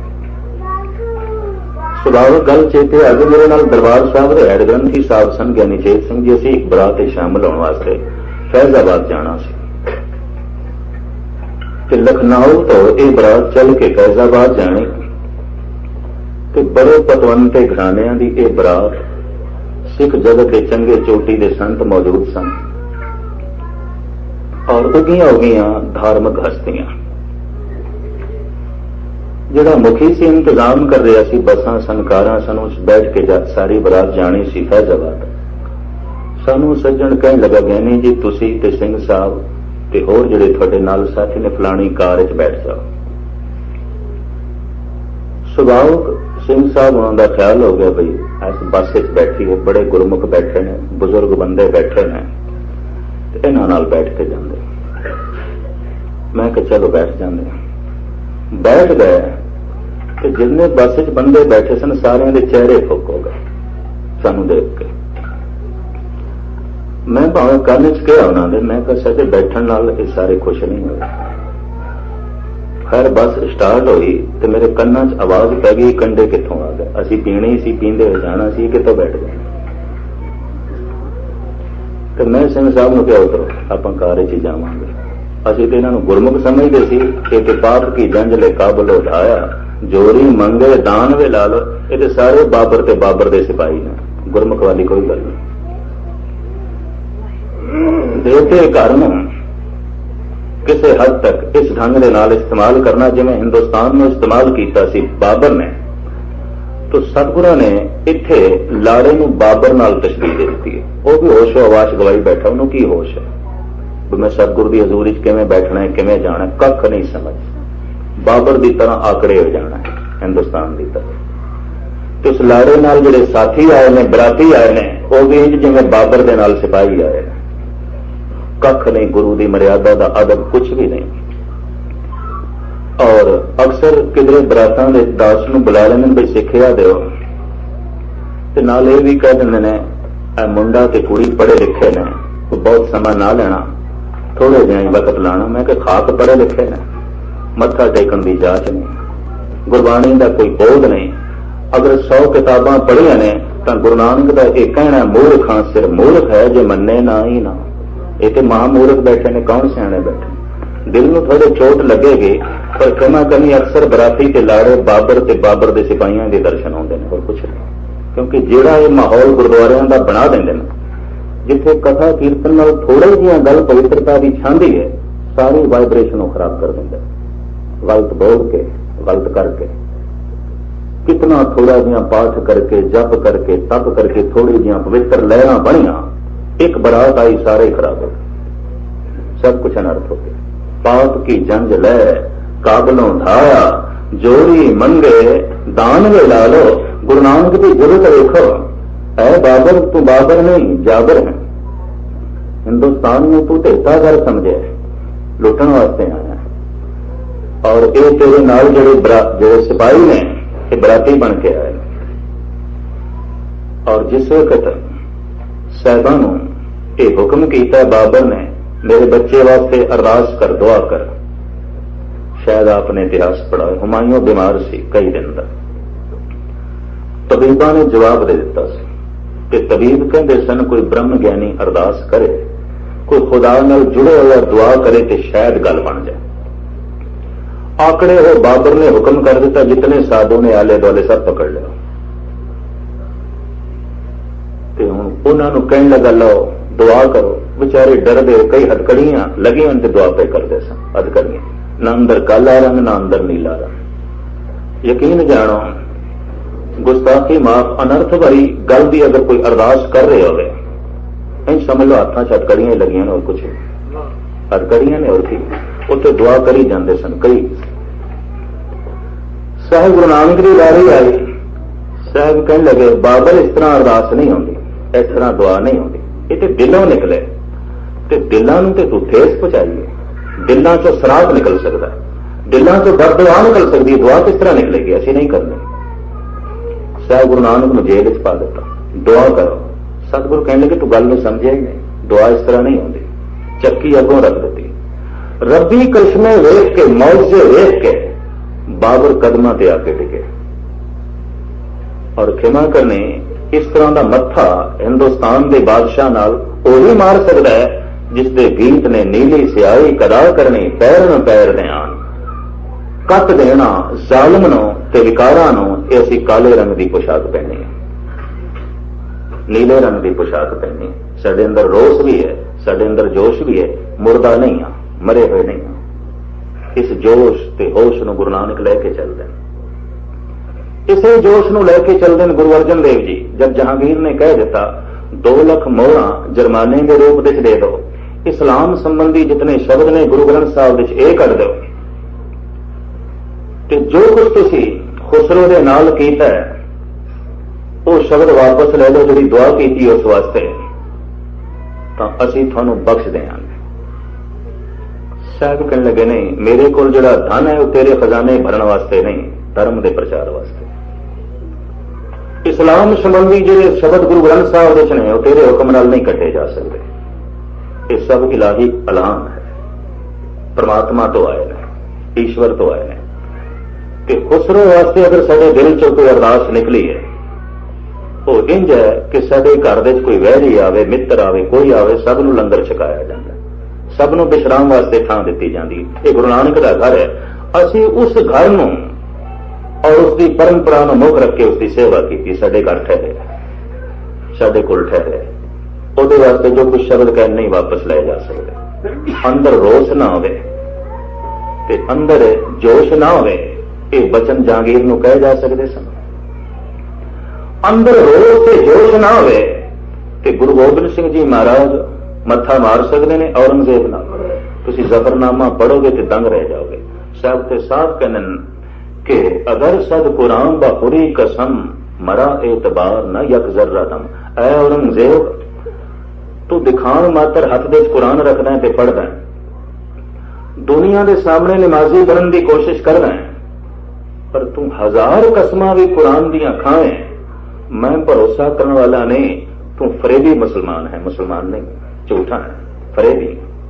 और इतनी गल इतने वड्डे शहनशाह नूं कह देनी जो समुचे हिंदुस्तान का मालिक है। अंदर जोश चाहिए, अंदर कोई काले रंग की धारी है, अंदर कोई नीले रंग की धारी है। खैर गल किथे दी किथे जा पहुंची। पीले रंग का जिक्र भी गुरु ग्रंथ साहब जी महाराज दे आउंदा। पीतांबर पीले कपड़े, पीत बसन। कहते ने यह प्रथा श्री कृष्ण के महात्मा बुद्ध तो चली। उन्होंने पीले कपड़े पहने, पीले रंग की धोती, पीले रंग का एक दुपट्टा गल दे कृष्ण दे हुंदा सी। समुच्चा जिहड़ा जामा है महात्मा बुद्ध दा पीले रंग का सी। अज समुचे बौद्ध भिक्षु चाहे थानू थाईलैंड मिलन, जापान मिलन, वो पीले रंग के कपड़े चाहते, केसरी रंग। हुक्म किया उसने। नाम जपदियां जपदियां, बंदगी करदियां करदियां एक इश्क प्रेम की किरण मनुख के अंदर जागदी, प्यार की, रब्बी प्यार की। उस प्यार की जी अंदर की दशा बनती है, जिस रंग की धारी बनती है पीला। और इसका भाई नंद लाल ने भी बकायदा जिक्र किया। जहे पिचकारिए पुर जाफरानी कि हर बेरंग राह कुछ रंग बो कर। ऐ गुरु गोबिंद सिंह जी, थोड़े कोल केसरी रंग दे नाल भरी हुई पिचकारी है, जिहड़ा थोड़े कोल आया तुसीं ते पीले रंग नाल रंग छड़िया, उसने केसरी रंग दे नाल रंग छड़िया।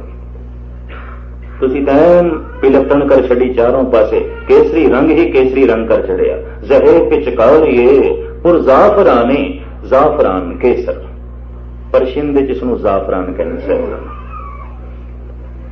ते संस्कृत हिंदी च केसर कहते हैं। जहे पुचकारिए पुर जाफरानी कि हर बे रंग राह कुछ रंग बो कर। दीवाने गोया दी गालबन 7वीं 8वीं नज़म है, जिहदे भाई साहब कह रहे हैं मेरे बादशाह थोड़े कोल केसरी रंग है, ते जिहड़ा थोड़े बहुत नेड़े आ है उहनूं तुसीं इसे रंग नाल रंग छड्डदे, उन्होंने केसरी रंग दे चलीन कर छड़दे और केसर दे नाल रंगिया जाता है। गुरु गोबिंद सिंह जी महाराज ने बाद विच धर्म मंदिरां दा जिहड़ा निशान है उहदे वास्ते केसरी रंग चुड़िया।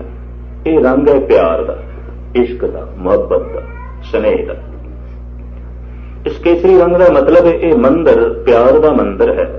इत्थे दुविधा की गल नहीं, वितकरियां की गल नहीं, झगड़े की गल नहीं, कलेश की गल नहीं, ओपरे बेगाने की गल नहीं, ते सांझी गल है केसरी रंग, प्यार का रंग, स्नेह का रंग। अभ्यास नाल ये बकायदा बन जाता है। इस वास्ते वख-वख रंगां दे उत्ते गुरु ग्रंथ साहब जी महाराज दे कई शब्द ने, बड़ी लंबी चौड़ी वजाहत है। साहिब कहने जब मूल रूप दे बंदा धर्मी बनता है तो फिर जिहड़ी रंग दी उसके अंदर सुपे दी सतदान चिट्टा, बहुता समा हुण मैं तुहाडा नाम लवां, दाऊद धर्म दया का पूत, चिट्टा धर्म, सफेद धर्म जो दया का पुत्र है और जिसका पिता संतोख है, जो संतोख तो जन्मे है, दया तो जन्मे है, धर्म का मूल बीज दया और संतोख। ऐसे मनुख के अंदर वख वख रंग बननगे, कई रंग। इतनी मैं अर्ज करते हैं किसी एक रंग वास्ते सानू हुक्म नहीं, क्योंकि निरा एको रंग नहीं रहता। जिहड़े सिर्फ दया ते खड़े सन, सिमरन ते नहीं, सेवा ते खड़े सन, उन्हां दे अंदर सिर्फ एक रंग बने। जो सिर्फ सिमरन ते खड़े सन, दया कोई नहीं, सेवा कोई नहीं, उत्थे सिर्फ एक एक रंग बने। सिर्फ एक गुण देते सिख धर्म नहीं खड़ा, सिर्फ एक गल देते नहीं खड़ा भी प्राणायाम ही कर लेने ने, योग साधना ही कर लेनी है, बाकी कुछ नहीं, सिर्फ सेवा ही कर लेनी है तो बाकी कुछ नहीं। अनंत गुणा दे उत्ते ये धर्म खड़ा है। इस वास्ते एक रंग वास्ते हुक्म नहीं किया। मनुख इन्हां रंगां दे चों जो गुरु ग्रंथ साहब जी महाराज दे च आए ने कोई भी रंग चुन सकदा, लेकिन मैं इतनी अर्ज करा, अंदर अगर इन्हां रंगां दी झलक बने, कदी लाल रंग, कदी काला, कदी नीला, कदी चिट्टा, कदी पीला, तो समझ लेना बड़ा ही ये मनुख पवित्र है। साहिब गुरु गोबिंद सिंह जी महाराज अपने तन दे जो चोला पहनते सन पीला रंग से, और सतगुरु दा महाराज का जो तेल जामा से पजामा वो चिट्टे रंग का सी, जो पुरानियां तस्वीरां मिलियां। सतगुरुदेव जी महाराज के सीस का जो दुमाला सी ऊपर वो नीले रंग का सी, चोला पीले रंग का सी, पटने साहब विच पिया, शायद कईयां ने दर्शन किए साहिब गुरु गोबिंद सिंह जी महाराज का बालपन का चोला। गुरु नानक देव जी महाराज का चोला डेरा बाबा नानक साहब पिया, जिहड़े कदी गए होण दर्शन किया, पहले पातशाह का चोला पिया, भावें लीला लीला हो गया पर पिया। ते गुरु गोबिंद सिंह जी महाराज का चोला भी तख्त श्री हरिमंदर पटना साहब विच पिया, भावें बहुत बिरद हो गया, रंग केसरी है। एक चोला मैं बनारस विच भी देखिया साहिबां दा, वो भी करीबन पीले जामे का, पीले रंग का। फिर नीला ते काला रंग आप सीस ते सजांदे सन, तन दे ते पीला रंग हुंदा सी। गरज की इस तरह के रंग नाल आप दा स्नेह प्यार, आप दियां मनोबिरतियां दा प्रगटावा सी। सिर्फ एक रंग नहीं, जैसे बौद्ध भिक्षुओं ने सिर्फ एक रंग चुन लिया, जिवें हिंदुस्तान के उदासी ते बैरागियां ने सिर्फ एक कोई रंग चुन लिया, दूसरे वास्ते कोई था नहीं। जिस तरह सूफियां ने सिर्फ काला रंग चुन लिया, दूजे तीजे वास्ते कोई था नहीं। मुख्तलिफ रंगां दे ते ये सिख जगत खड़ा है, सिख धर्म खड़ा है। इस दे विच लाल रंग की भी गल है, पीले रंग की भी गल है, चिट्टे रंग की भी गल है, नीले रंग की भी गल है, काले रंग की भी गल है। गुरु ग्रंथ साहब जी महाराज का पाठ पठन करदे होया ये 5 रंग मेरे सामने आए हैं, जिन्हां दी थोड़ी जी वजाहत समय की उलंघना करके ही मैं थोड़े सामने रखी है। इत्थे होर भी काफी कुछ उलंघना हो जानी सी, जो मैं इस तरह चलता रहिंदा। मेरे पातशाह बख्शिश करन। धर्म का जो बीज है दया और संतोख। दयालु मनुख ने सेवा करनी है, संतोखी मनुख ने सिमरन करना। दया ने पंगत नूं जन्म दिता है, सिमरन ने संगत नूं जन्म दिता है। संगत दे च सिमरन, पंगत दे च सेवा। और इस तरीके दे नाल सेवा सिमरन देते ये सिख जगत की रूपरेखा खड़ी। पर सेवा कौन करेगा? साहिब कहन जिथे दया, ते सिमरन कौन करेगा? जिथे संतोख है। जिथे संतोख ते दया आ गई, उत्थे धर्म आ गया, उत्थे वख वख रंग अंदर बनणगे। अरदास है गुरु ग्रंथ साहब जी महाराज के चरणों च, इन्हां सारे रंगां दी झलक ते इन्हां सारे रंगां दा रस तुसीं माण सको। मैं 20-25 मिनट थोड़े ज्यादा लै गया, खिमा दा जाचक हाँ। कोशिश करांगा कल वक्त सिर समाप्ति कर देइए। सरबत दा हार्दिक तौर पर धन्यवाद। सी टिक के गुरमत दीआं गल्लां नूं सरवण कीता, गज वज के फतेह प्रवान करने। वाहिगुरू जी का खालसा, वाहिगुरू।